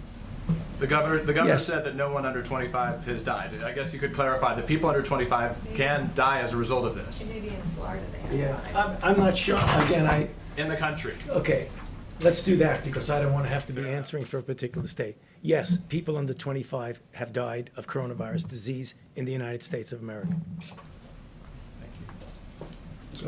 If you reopen the country in May and there's a new outbreak or a spike in infections, are you open to the idea of shutting the country down again? Depending on the outbreak, yeah. You would be open. Depending, I mean, and that's happened, as you know, in a couple of countries. You know what I'm doing? I'm watching other countries. In many cases, they're ahead of us from the standpoint that it attacked them before us. It hit them first. And I'm watching what's happening with respect to certain other countries, some of them obvious, some of them less obvious, and what they're doing and the success that they're having. And that's going to play a large part of the role. We're also setting up a council of very, very great doctors and business people. We're going to be announcing it on Tuesday. Of some great people. The Economic task force. There's a second task force? This is beyond economic. This is really, I call it the Opening Our Country Task Force, or Opening Our Country Council, so we don't get it confused with Mike's task force, which has done so great. And we're going to have the great business leaders, great doctors. We're going to have a great group of people. We'll probably do it by teleconference because we don't really want them traveling in for their own purposes. I don't think it would look good also, but we don't want them traveling in. So we'll do teleconference. We did one the other day with the banks, and it was very successful, the teleconference itself. And we'll be announcing names on Tuesday who's on that. And that'll play a role, but ultimately I have to make that decision. And then I'll have to make a decision. Do we close a little area that's a hot spot? I do say this, Jim, I want to get it open as soon as possible. This country was meant to be open and vibrant and great, not where people are, staying in. Are you determined to do I'm May not. 1st? I would love to open it. I'm not determined anything. The facts are going to determine what I do. But we do want to get the country open. So important. So I'll have a task force. I'll have a council. It's going to be announced on Tuesday with names that you have a lot of respect for, a lot of great names, different businesses, different people. Bipartisan. I didn't even ask. I mean, honestly, I think it's bipartisan. The one thing I didn't ask, are you Republican or a Democrat? Hard to believe, but I didn't ask. So it would be. And I want their views on what they think. Also, very important, different parts of the country. Because you go to the Midwest, it's different than perhaps the East Coast or the West Coast. Now, the West Coast, those numbers are really pretty amazing on the West Coast. Very interesting. So we're going to be announcing that in a very short while, probably Tuesday. Go ahead, please. Thank you, Mr. President. Government officials in Latin American and Caribbean nations, Bahamas, Cayman Islands, have been saying that U.S. authorities are blocking the shipment of PPE in certain cases, and I'm wondering if you could speak to that as Well, what is they're the doing, policy? we have a tremendous force out there, naval force, and we're blocking the shipment of drugs. So maybe what they're doing is stopping ships that they want to look. We're not blocking. What we're doing is we're making sure we don't want drugs in our country. And especially with the over 160 miles of wall, it's getting very hard to get through the border. They used to drive right through the border like they owned it. And in a certain way, they did. They could drive right. They had human trafficking. They had, all of a sudden, they have a powerful wall up. And they're not driving through that wall. That wall is tough. And it's also loaded up with equipment, cameras and sensors and everything you can think of. On top of that, we have drones flying back and forth over it. So it's a very powerful barrier between Mexico and the United States. A lot of people, though, what they're doing now is they're trying to come in through the waterways, whether it's the Gulf or the ocean itself. And what we're doing is we're being very tough, and we're being tough because of drugs and also human trafficking. And remember, the human trafficking is mostly females. It's mostly females. It's horrible, and what we're seeing is horrible. But you have we have a human trafficking problem worldwide the likes of which, you think of it as an ancient thing. It's not ancient. It's bigger now than it's ever been before over the last 10 years because of the internet. The internet made human trafficking to the extent that it is now, which is massive. The internet made it so big. So we have a big naval force that's stopping. So maybe when you mention that, maybe their ships are getting caught. But we are stopping a lot of ships, and we're finding a lot of drugs. Yeah, please. Thank you, sir. On the additional money for small I meant you, but that's okay. Go ahead. We'll do this. Sorry. Go ahead. On the additional money for small business, apparently Treasury Secretary Mnuchin speaking with the Democrats in Congress. Yeah. Are you allowing? Are you talking about the new? Yeah, the new $250 billion. $250. Are you willing to give into the Democratic demands for additional money for hospitals, states, and cities in that interim round? I'd rather have that be in phase 4. I don't deny it. I think it's fun, but I think it should be in phase 4, and I think we should have infrastructure, and I think we should have a payroll tax moratorium, because that's something that over a period of time the workers get, sort of semi-immediately. It's over that period of time. It starts immediately, but it's over a period of time. I mean, there are a lot of people, I'm one of them, that would have liked to have seen the payroll tax cut as a permanent cut. But we should do the double-edged, meaning business, employee, payroll tax cut. So we're talking about that. And I'm certainly okay with helping the states and helping the hospitals. I just think, because, look, the hospitals need help. You see what they've gone through. And the states need help. Some states in particular need help. They need big help. I'm willing to look at that very strongly, but I like looking at it in phase 4. The 251 is actually, the plan is working out well. The banks are getting started with the distribution. They've taken thousands and thousands of applications. The numbers aren't even believable, the number of applications. They're swamped, but Bank of America and Wells Fargo, and I guess Citibank is just now kicking in. And also what nobody's talking about, the commercial banks, the community banks. Everyone's talking commercial banks. The community banks are doing tremendous volumes. And they're probably doing them faster from what I understand. I hear the community banks, frankly, are the easiest ones in terms of getting the money out. So the money is getting out. The applications are far beyond what we ever anticipated. And that's why we're going, because this is money that goes essentially to the workers. We want the businesses to hold on to their workers, because once they lose the workers, they're never opening again. It's not going to happen. Okay, in the back. Sir, Gordon Lewald from the Wall Street Journal. I wonder if you could expand a little bit on your, the form that Mexico would take, the reimbursements, like what form would that take? You essentially add it to the tab for the wall that you mentioned. And I have a second question by Matt. Well, there's no real cost, because we're agreeing to produce a little bit less. So number one, it's staying in the ground. You have it for another day. It's actually cheaper than storing it, where you take it out and you deliver it to a massive well, like the strategic reserves, our national strategic reserves, where it has to be brought there. And that's, an expensive process in itself.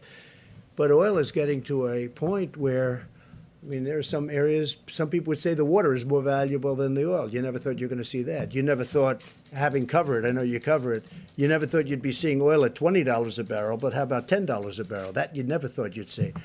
So we are looking at it very strongly. There is no real cost. I want to help Mexico out. We have a great relationship with Mexico, great relationship with the president. I really like him a lot. He's been terrific to us on the border because he stopped. You don't see the caravans coming up anymore. You don't see all the problems. When I took office, it was unbelievable what was going on. And they have been helping us a lot, and we've been helping them a lot. They make product for us, they sell it to us, and it's fine. It's a good relationship. Sometimes it's a great relationship. So he could not have done any more than that. And I think there was political reasons for that for him, that other nations don't have. They don't have that. The nations that we're talking about, the 22 other nations that we're talking about, they just don't have that problem. So it doesn't cost us anything, and yet it's very valuable. We will be reimbursed in the future, maybe in the near future, maybe in the more distant future, but we'll be reimbursed by Mexico in a certain way, and it'll be fine. But we get Mexico over the hump. Now, with all of that being said, that doesn't mean the deal's going to happen anyway, because they still have a lot of different states. But this was one of the stumbling blocks. Okay, go ahead. If I may, China and some other countries have been particularly active, seen as maybe taking advantage of the U.S. during this process, during this period. China particularly active in the South China Sea. You've got a carrier down, obviously. What's your message to some of these adversaries and competitors? Well, look, the way I view it is this. China has taken advantage of the United States for 30 years. Okay? I mentioned the World Trade Organization. China has taken advantage of us through that and using rules that are unfair to the United States, and they should have never been allowed, this should have never been allowed to happen. When China joined and was allowed to join under those circumstances, the World Trade Organization, that was a very bad day for the United States because they had rules and regulations that were far different and far easier than our rules and regulations. Plus, they took advantage of them down to the last, and you know China and you study China, and you know what I mean. They took advantage of them like very few people would even think to take advantage of them. And again, they are considered, right, a developing nation. We are not considered a developing nation. They're given advantages. Okay. For many years, China has ripped off the United States. And then I came along. And right now, as you know, China's paying 25%, and we've taken in billions and billions and billions of dollars in tariffs from China. And I know a lot of the people kept saying, oh, no, we're paying. Well, we're not paying. You know, countries are different. Not every country is China. But China would devalue their currency, and they'd also pour out money. And they essentially were paying most of those tariffs, not us. And as you know, we've taken in tens of billions of dollars. They targeted our farmers. But we took in so much money that I was able to give back. One year it was 12 billion, one year it was 16 billion. I was able to give back our farmers the money that they were targeted, hurt. China bought 12 billion and bought 16 billion. 1 year 12, 1 year 16.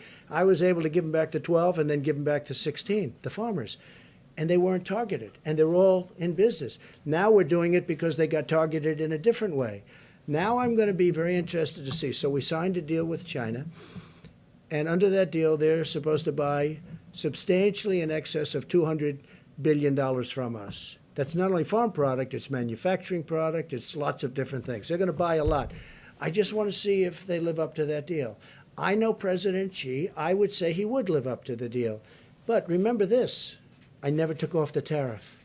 It's still 25%. That's how big. 25% of $250 billion.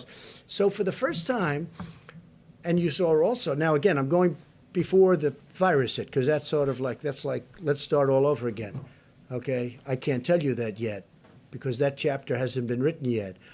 But go up a few weeks ago, the deficit with the United States and China was coming way down. Nobody's seen that. Nobody's ever seen that before. But the deficit has come way down. So now we start a new chapter. And I can only tell you, if a smart person is standing where I'm standing, we're going to do very well with China. Okay? And I think I have to also say this. I think our relationship and having the relationship I have with China is a good thing. But for the first time, we're benefiting instead of being the sucker that could, that got taken advantage for years. Nobody. I said to China, how did this ever happen? I got to know him very well. I said to him, representatives of China at the top level, you know who I'm talking about. I say, how did this ever happen? They looked at me and they said, but nobody ever called us. We didn't have a deal. It's not like we had a bad deal. We had worse. We didn't have any deal at all. So they just took advantage. Think of it, $500 billion a year deficit. Not 500 million's a lot of money, right? It's not, everyone thinks I made a mistake when I say 500 trillion. No, you mean 500 million. No, I said $500 billion a year deficit with China for a long time. But it was 200, it was 300, it was 400, it was 500, 556 billion, 507 $500 billion plus a year deficit with China. Now I'm charging them tariffs. And it's very interesting. A lot of people that don't want to do that, they all agreed because China has taken advantage of this country like nobody has ever taken. We have built China with the money we gave them. Now, I give them a lot of credit, okay? I give them a lot of credit. They did it. But you know what? We made it a hell of a lot easier. We gave them a fortune. Go ahead. How about you in the back? Yes. Thank you, Mr. President. I'm Deborah Saunders with the Las Vegas Review-Journal, and I'm here today as a print reporter, So I'd like to ask you a question and then ask a question from one of the reporters who couldn't be here because of social Sure, go distancing. ahead. Thank you. A little louder, please. Thank you. I was wondering if you have been tested for antibodies, if you've taken the antibody Have test. I been tested for? Yes. And Not that I know of. I've had some tests. Has No? anybody else here They been tell me tested? no. I'll Has accept anybody it. else in the task force been tested for antibodies? We don't have a test. You don't have the test? That'll come out. They've just developed those tests, sort of new. Okay, good to know. So this question is from Andrew Feinberg with Newsweek. A significant amount of federal aid was made available to Boeing in the recently signed CARES Act relief package. But according to sources, Boeing executives are still planning a round of layoffs. So should Boeing or any company that accepts federal aid to stay in business during this pandemic be penalized for laying off workers after doing so? Yeah. Well, the aid hasn't been given yet, but they will be asking, in my opinion. They haven't even asked yet. Boeing has not asked for aid yet, but I think they probably will. Now, at the same time, they do have to run a company. You know, this isn't a great time to sell airplanes. Let's not kid ourselves, okay? If you're a business person, Boeing makes airplanes. They had a big problem with one, but they make the greatest airplanes. They make the best airplanes in the world. They had the problem with one. They got it too complex. It becomes so complex. You have to be number one in your class at MIT to be able to fly it. It's a mistake. Every 2 years, they want to make it more and more. I mean, they had great success with the 737, the Boeing 737. Then all of a sudden, they do the MAX, and they say, let's make it more complicated. Let's put on different engines. Let's do this. Let's do that. It was not exactly a good decision. Bad decision. Very bad, horrible decision. Number one, human lives, and number two, horrible what's happened to the company. Here's a company, from a business standpoint, was like probably the greatest company in the world, in my opinion. I think it amounts to 1% of GDP. Some people say it's a half. I think it's 1. But here's one of the greatest companies anywhere in the world, maybe the greatest. And boom. Now, on top of what happened there with the 2 planes, and they say they have that fixed. That's good. They say they have it fixed undisputably. In fact, somebody said, they gave me something. I said, you should say it that way. They said, sir, this is now the safest airplane in the air. I said, that's what you should say. That's a very good statement. It's the safest airplane in the air. That's a very good statement. You should use it. I said, by the way, you're changing the name? But whether you do or not, you should use that. But he said that. A Boeing person said to me, it's the safest airplane in the air. That's a great thing. But we know they're going to need help. Now, does that mean they're going to need help and they should keep people that they absolutely don't need? That business is a very cyclical business, like many businesses, frankly. So that determination hasn't made. They have not spoken to us yet. I think they will be. Maybe they won't need help. That'll be great. Look, Boeing made so much money. Who would have thought they could have made all of those planes that are parked all over the place? In many cases, I guess payments not made. But who would have thought they could do that and they're still a solvent company?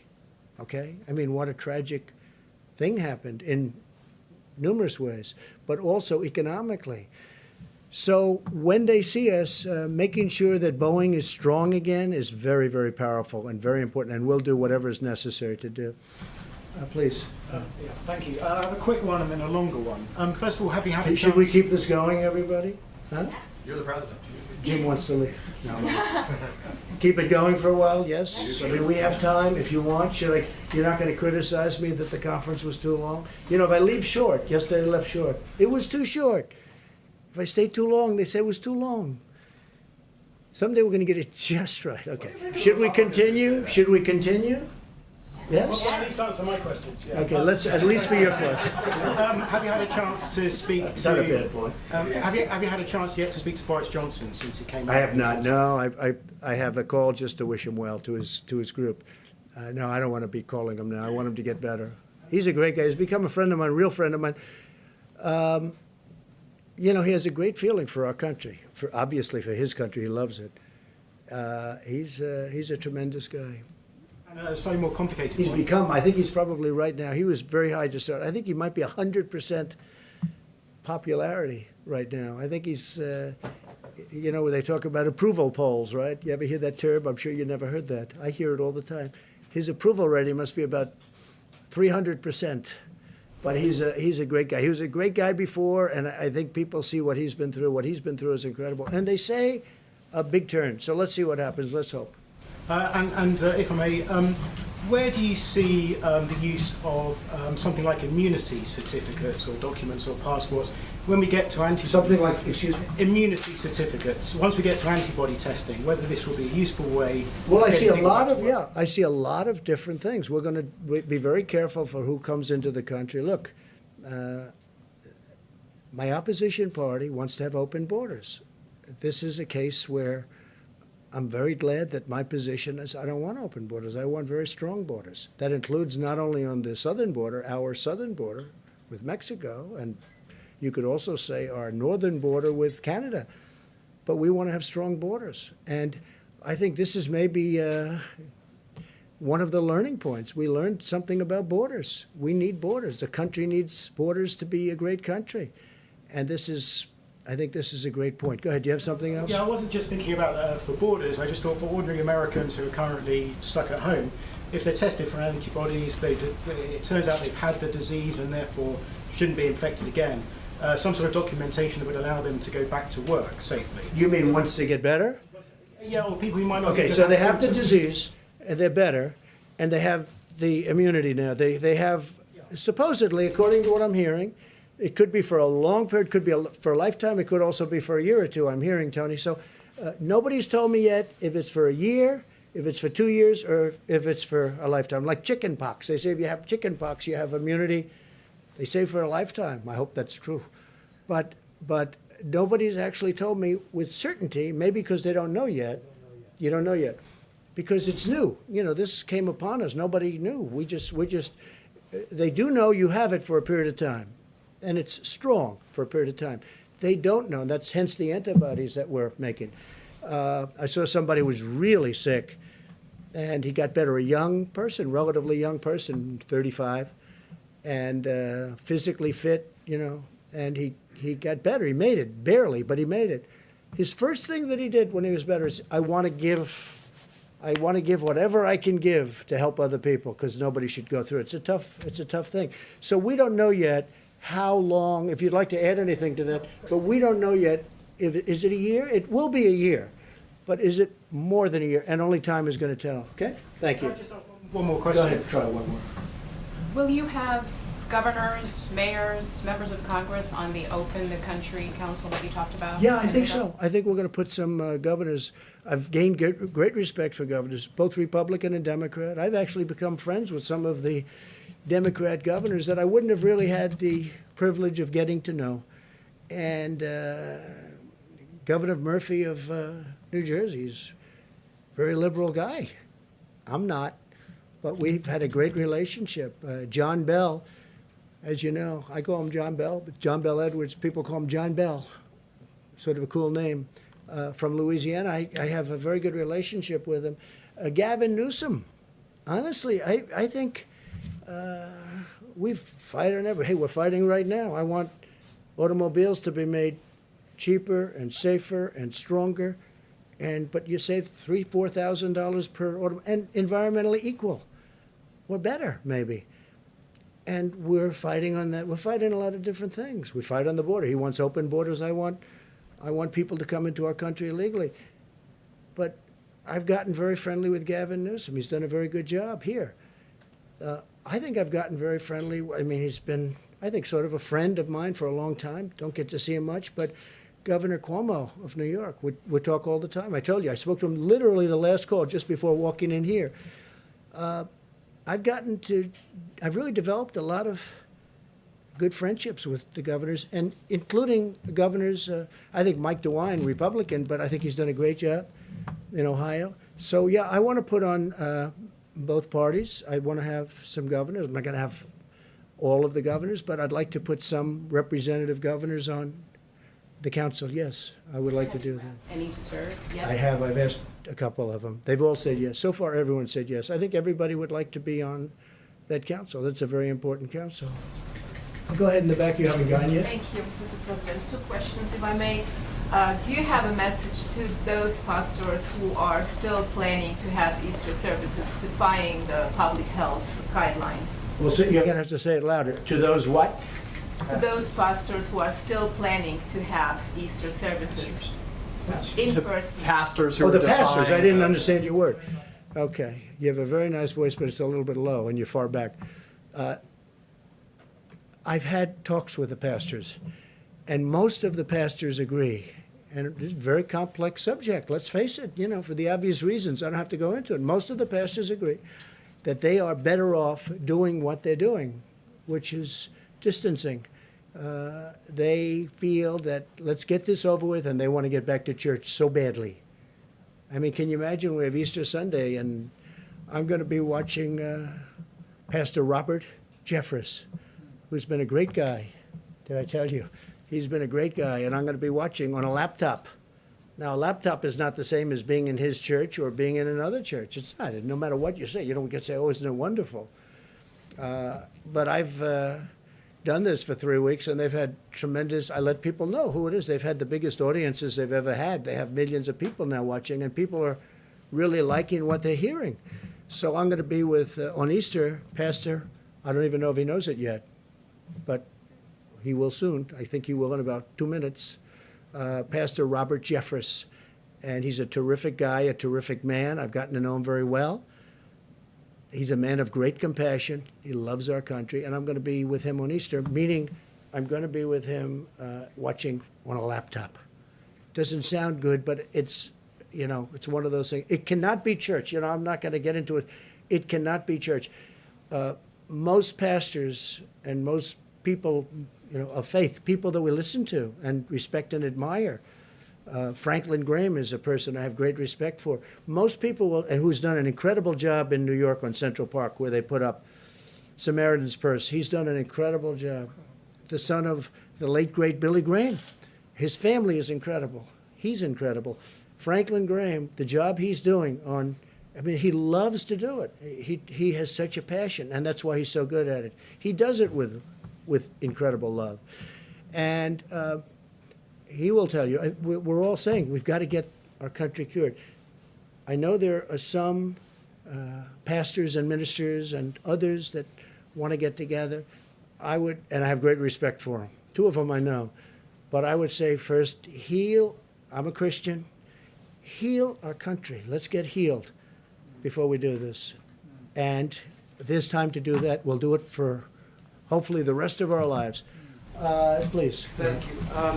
The Mercy and the Comfort seem to be underutilized at the Yeah. moment in Los Angeles and New York.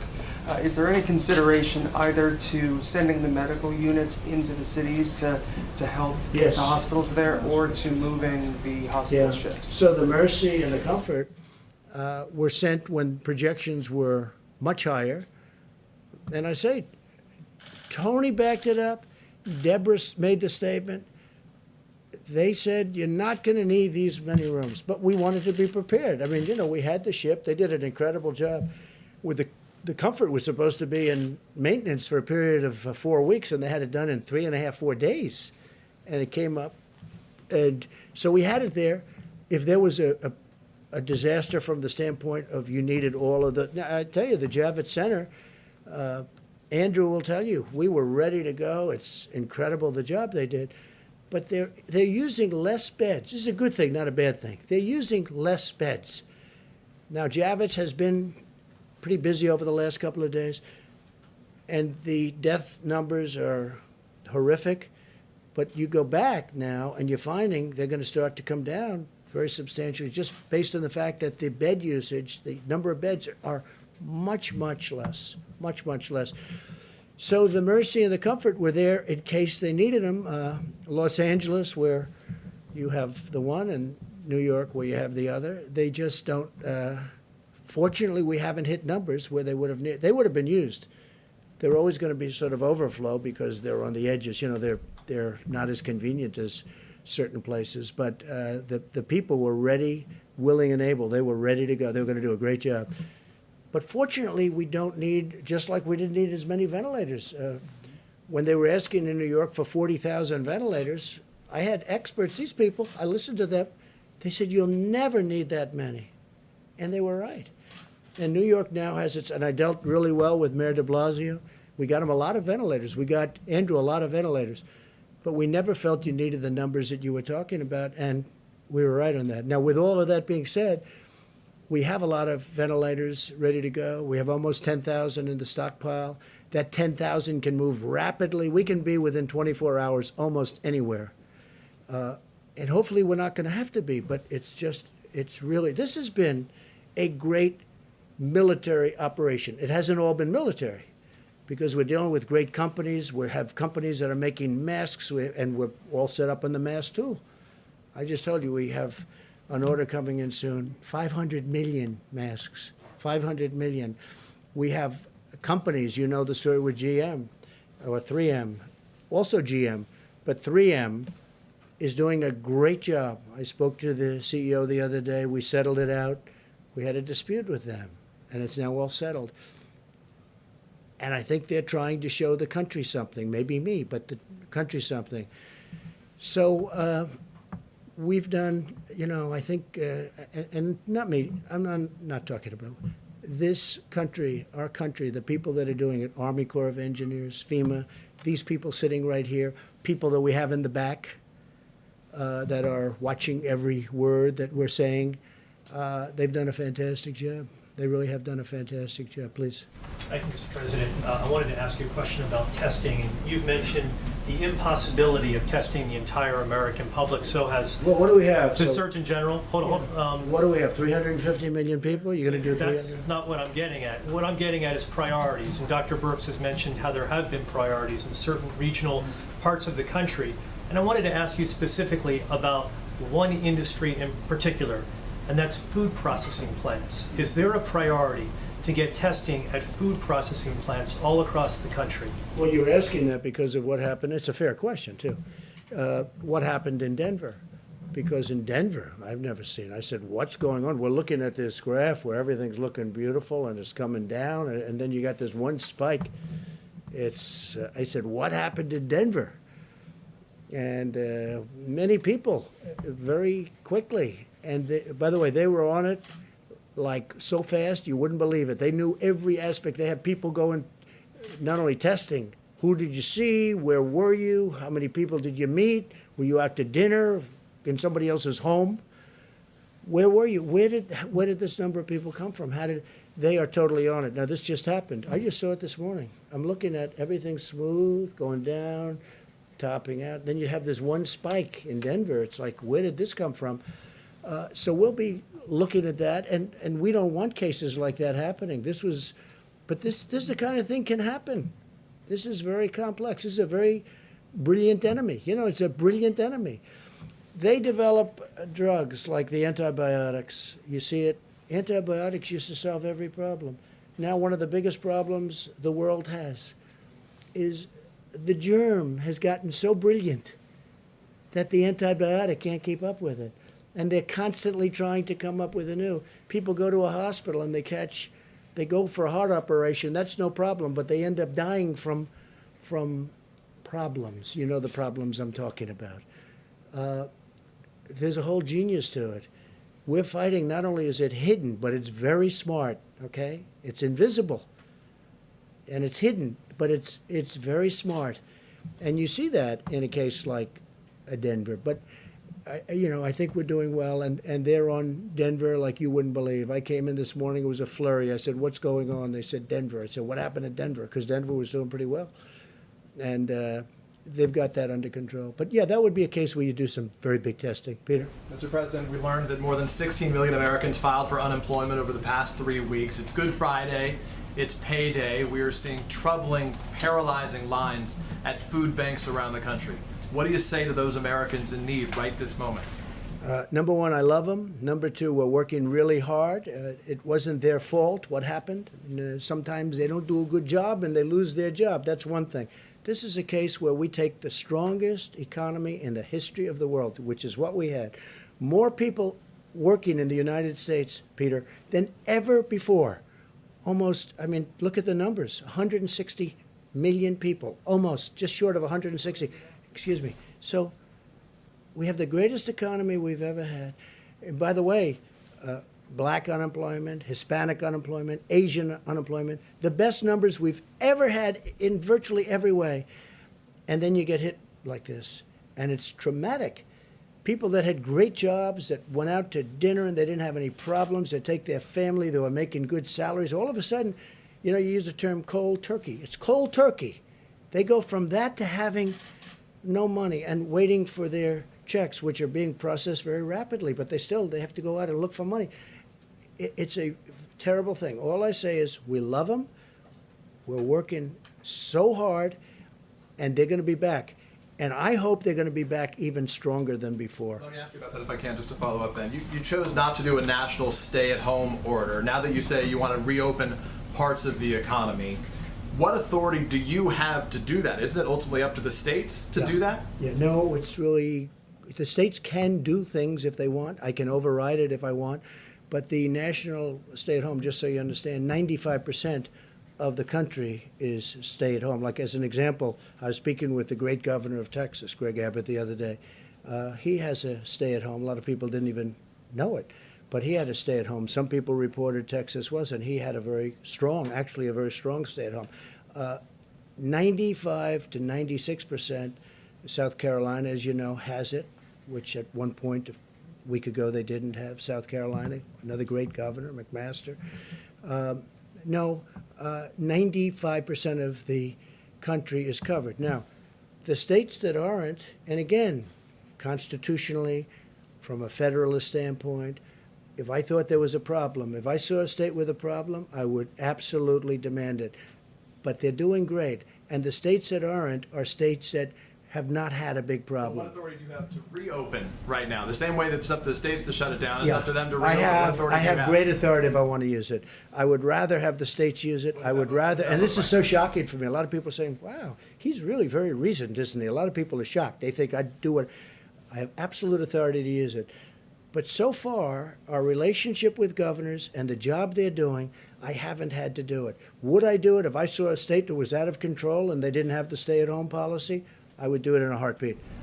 Jeff? Mr. President, there's obviously a lot of interest in how you're going to make that decision. That's a very big decision. I don't know that I've had a bigger decision than that when you think, right? I would think. I mean, think of that decision. Somebody said it's totally up to the president. I saw this morning. It's totally up, and it is. I don't know that I've had a bigger decision, but I'm going to surround myself with the greatest minds, not only the greatest minds, but the greatest minds in numerous different businesses, including the business of politics and reason. And we're going to make a decision, and hopefully it's going to be the right decision. I will say this. I want to get it open as soon as we can. We have to get our country open, Jeff. You say, sir, what metrics you will use to make that decision? The metrics right here. That's my metrics. That's all I can do. I can listen to 35 people. At the end, I've got to make a decision. And I didn't think of it until yesterday. I said, you know, this is a big decision. But I want to be guided. I'm going to be guided by them. I'm going to be guided by our vice president. I'm going to make a decision based on a lot of different opinions. Some will maybe disagree, and some I'd love to see it where they don't disagree. Will there be risks? There's always going to be a risk that something can flare up. There's always going to, look at what's happening where countries are trying to get open and there's a flare up and they'll go. But I'd like the flare up to be very localized so that we can control it from a local standpoint without having to close. There's always a risk. This is genius that we're fighting. You know, we're fighting this hidden enemy, which is genius, okay? It's genius. The way it's attacked so many countries at so many different angles. And I mean, you take a look at what's going on. And the greatest doctors in the world, I think they're close, by the way, but they haven't figured it out yet. Look what it's done to some people. I mean, some people it's grabbed, and it's a horrible way to go. You want to know the truth? It's a horrible. And then other people it hardly has an impact on. We talked about it. It's sniffles.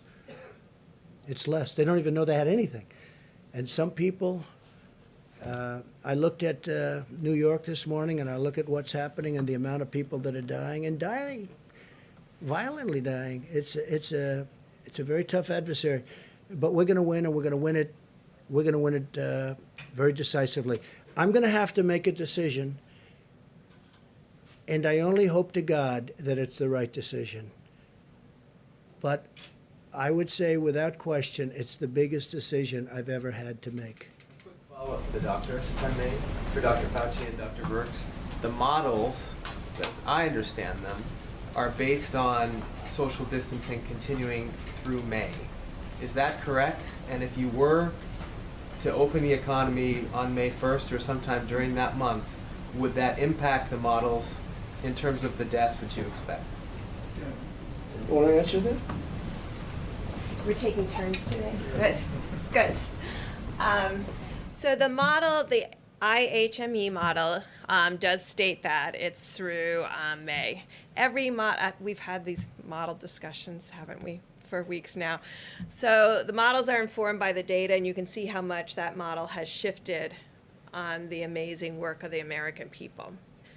So I think that's what we're evaluating right now. Remember when I talked yesterday, I've been in public health a long time. I have never, except for Ebola, where we worked very closely with the communities about specific issues, we've never taken a countrywide or a global-wide approach to mitigation. This is unprecedented.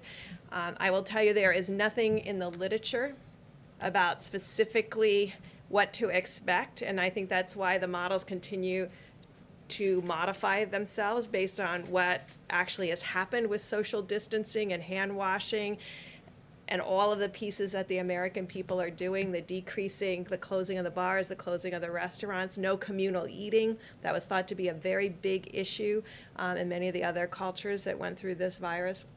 So the models continue to evolve based on the impact. And so therefore, it makes it very difficult to interpret each component of social distancing and which ones are absolutely critical. Now, there's a way to do that in multivariate analysis potentially. Now, I want everyone to understand there are states that are testing. There are states that are doing contact tracing. So, I mean, I think sometimes we get, we look at what New York is doing and Detroit, and we forget that there's a Utah and a New Mexico and a North and South Dakota and a whole series of states that have been doing testing and contact tracing and have been testing at rates higher than that per capita rate that we all have discussed. So we're looking at that. What did they do? Where are the most vulnerabilities? Where are the outbreaks most likely to occur? And that's why I've been talking about nursing homes, because we do believe that there's a relationship between age and seriousness of disease. Not to say that there can't be young people with serious disease, but proportionally, it's a smaller piece with serious disease. And so when you have that kind of spectrum where the older and the more complicated, the higher the severity, you get the impression that there may be more asymptomatic in younger age groups, and that's where the antibody test comes in. So when you put all these pieces together, you're trying to understand where would be the first signals. So we have surveillance out there right now with the CDC's influenza-like illness. I hope you're all tracking that. It is showing these small changes. I think we can believe in that as a surveillance tool married with their syndromic piece, giving us the insight about where to test and then where to proactively test. And nursing homes and other vulnerable groups, because that has been the signal in a series of the states that have very, very low prevalence and incidence of disease. So that's the kind of factors we're putting all together to really define the best way forward. And we have superb roadmaps. I hope you all have seen them. There's been about 6 different roadmaps to opening that people have put online. And again, there's no literature that you can cite and said, well, we did this 20 years ago and what really worked. There isn't that. There's brilliant public health people giving us their insights. The core of the question is, because those are the models you've been using, if you do go with starting to open up the economy again on May 1st, doesn't that lead to more deaths? Well, look at how much it changed with mitigation. And now we're looking at those state by state, and there's some states in there that are still in contact tracing. So we're looking at the impact of that model and what that model predicted based on the type of contact tracing, less mitigation, more contact tracing. Are you getting what I'm talking about? Okay, so there are states that didn't stay-at-home orders but we're doing contact tracing from outbreaks. So we're looking at them and how they have done, and we're looking at certainly what's happened in the big metro areas. And we're integrating all of that data together to make a plan going forward. So I can't tell you, because look at how much the model has changed in just a week. Remember, just a week ago, it was 80,000. Now it's 60,000. So, and the curves, I'm sure you're all watching it, the curves are getting much broader confidence intervals. There is still the dotted line, but the confidence intervals around the dotted line are getting bigger. When you see that, you know the model has a bit of instability. And so that's why Tony and I base a lot of our decision and discussion on cases and what physically is happening in that county and that state. At the same time, not ignoring the models, but integrating the models as one piece of our thought process. Do you want to come up here and say what you think about models? Okay. Dr. Birx, can you update something? I just want to say that, you talked about, couldn't it lead to death? Meaning, you open up, could lead to death, and you're right. But you know what? Staying at home leads to death also. And it's very traumatic for this country. But staying at home, if you look at numbers, that leads to a different kind of death, perhaps, but it leads to death also. So it's a very big decision. As I say, it's the biggest decision I'll ever make. All right, we'll do a couple of more and we'll go. Thank you. Thank you, Mr. President. Before you came out here, you said one of the last people that you talked to was Governor Cuomo. Yes. And at his news conference today, he said that he was asking you to use the Defense Production Act to require companies to make more tests, to streamline testing. Is that something that you would consider, because you've considered it with ventilators? Well, the other side seems to keep using that, and I have used it. I've enacted it, you do know, and I've used it. Some people thought viciously. Just ask a couple of companies. If you want, you can just look up the names. And I'm surprised that he would have said that. We actually have great tests. We have others under development. You don't need full testing, as the doctors have been talking about ad nauseum. So I would be surprised that he would have said that, meaning it that way. If he did, I'd have a much different type answer. Go ahead. People didn't talk about it over the phone. We talked about testing. Yeah, we did talk about testing. And one of the things I did was I put the two doctors in charge of that call. I said, you know what, Andrew? I have two very talented people standing here. We're getting ready to go on. Let me put them and let me have them talk to you. And they talked to him really at length. And I think by the time they finished, he understood what we were saying. He understood it very clearly. Okay. One more question, please. You've talked a lot this week about holding the World Health Organization responsible for its response to the coronavirus. I'm curious if you've given any more thought to holding China financially responsible for the part that it played and the economic toll that it's taking on the American people. Yeah, I understand the question very well. Look, nobody has done to China or treated China as strongly as I have. Use the word strongly. As you know, you've reported on it. Billions and billions of dollars is flowing into our treasury because of what I've done with China.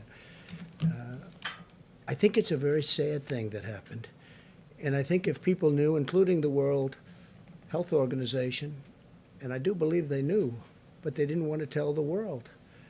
And we're going to get to the bottom of it. And we'll have reports on all of this, and we are not happy about it. But I wanted to leave the World Health for later. And I can tell you that we're constantly in touch with China. We're talking to China. And we've expressed how we felt. We're not happy about it. We're not happy about it at all, Kristen. Okay, one or two more? Yeah, John. Mr. President, we hear from a lot of people who see these briefings as sort of happy talk briefings. And No happy talk today. and some of the officials paint a rosy picture of what is happening around the country. If you look at some of these questions, do we have enough masks? No. Do we have enough tests? No. Do we have enough PPE? No. Why would you say no? Do we have enough medical equipment? The answer is equipment? yes. I think the answer is yes. Who said no to that? I'm saying this No, is... no, you're saying no, but who said no? But you asked me, do we have enough masks? We hear from Yes. doctors, we hear from No, you health didn't say experts. that. You said, do we have enough masks? Does the country? Yes. Do we have enough tests? Yes. Plus, we're developing new tests. Do we have enough Do we have enough ventilators? Yes. Do we have enough hospital beds? Yes. We've built 20,000 hospital beds. We have enough hospital beds. Go ahead, Jim. Let's go. Well, what do you say to? I mean, you watch the coverage. You know what I say? Watching a lot of the coverage. Well, a lot of it's These fake doctors news. who, no, A lot of it's fake not. news. A lot of it's fake news. Let me just when tell the you. doctors and the medical experts governors, come on our air the and governors say that reported, we don't have enough tests, we don't have enough the governor, masks. yeah, depending on your air, they always say that because otherwise you're not going to put them on. Let me just tell you something. The governors have said last night, they had a group of governors, 14 governors, they were together someplace, and they said, it's been unbelievable what's happened. We've been totally responsive.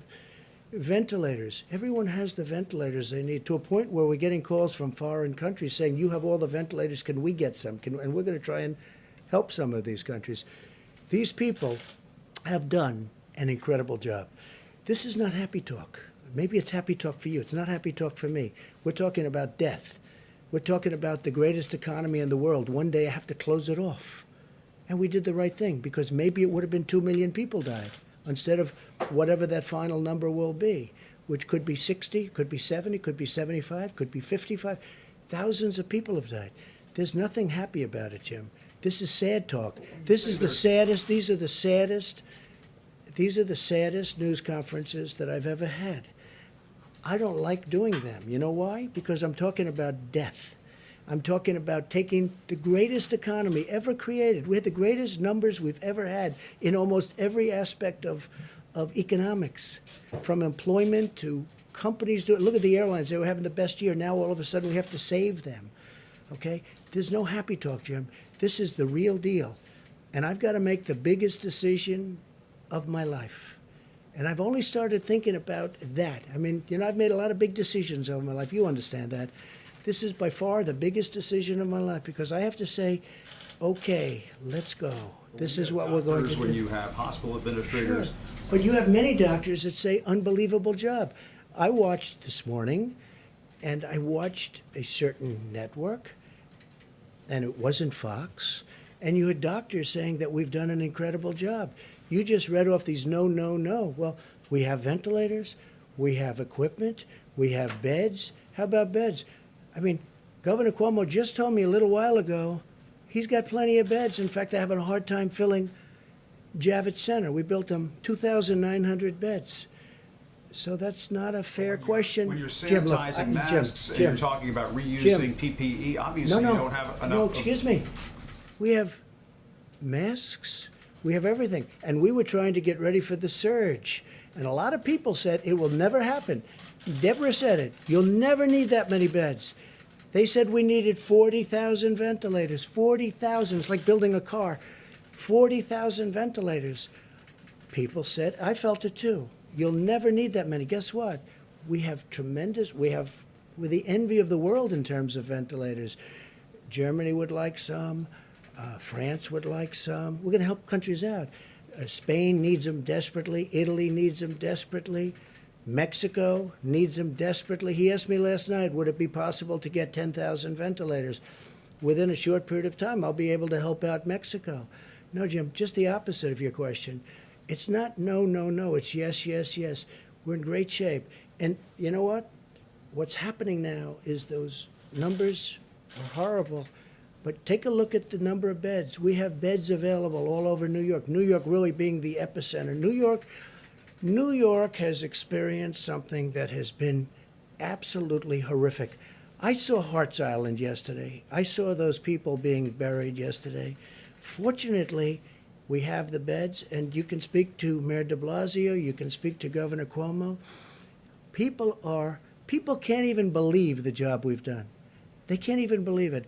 And I give tremendous credit to the military. There's been a military operation with private people. Wait a minute, wait. I give tremendous credit to our military, to the Army Corps of Engineers, to FEMA, to these people. The job they've done is incredible. And you shouldn't be asking that kind of a question. Jim, honestly. Had the country been better Okay, look, prepared I really don't believe you're that onset bad a of guy. this? You shouldn't be asking that kind of a question. You should say, you know what? It's been really incredible what's been happening. Jim, nobody's asking. What governor, let me ask you this.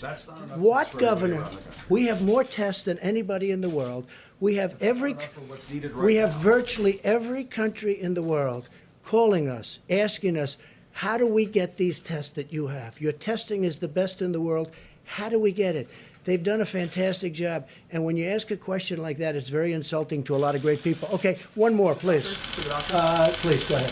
Thank you, Mr. President. You may have seen how Sweden has responded to the pandemic. The schools are open, bars and restaurants are open. Sweden's different. Do you regret not following that approach? Is that approach working? I think we could have followed that approach. And if we did follow that approach, I think we might have 2 million people dead. And Sweden is having a lot of difficulty. You know, look, I'm very friendly with the leadership in Sweden. They took a different approach. They're a very disciplined country to start off with, but they did take a different. And, you know, other places tried it. UK tried it. The herd approach, okay? Herd. And they tried it. And you saw what happened in UK. It set them back a lot of time. It's been, you know, they're having a tough time. Other countries have tried it. And Sweden is suffering greatly. I mean, Sweden's suffering greatly. If we did the herd, if we went with the herd, as they say, we would have had potentially, I mean, you see the charts. Nobody knows. Nobody will ever know, fortunately, because we're going to be substantially less than the minimum. I certainly hope, unless something happens that would be tragic. So they had a minimum number. If we did, one of the reasons we're so far below that number is because nobody thought the American people could be so disciplined. Nobody thought it was possible. And I guess when they watched us up here every day and they watched other people and they listened to their representatives and governors, nobody thought that the American people could be so disciplined. They've been unbelievable. And because of that, so you have a minimum number of 100,000, and then you had the 2.2 number that if we did nothing, if we did just kept working, everybody go to work, people would be dropping dead on the subways. No. If we would have lost 1 million people, take the 2.2 million and cut it in half. Cut it in more than half. Make it 1 million people, okay?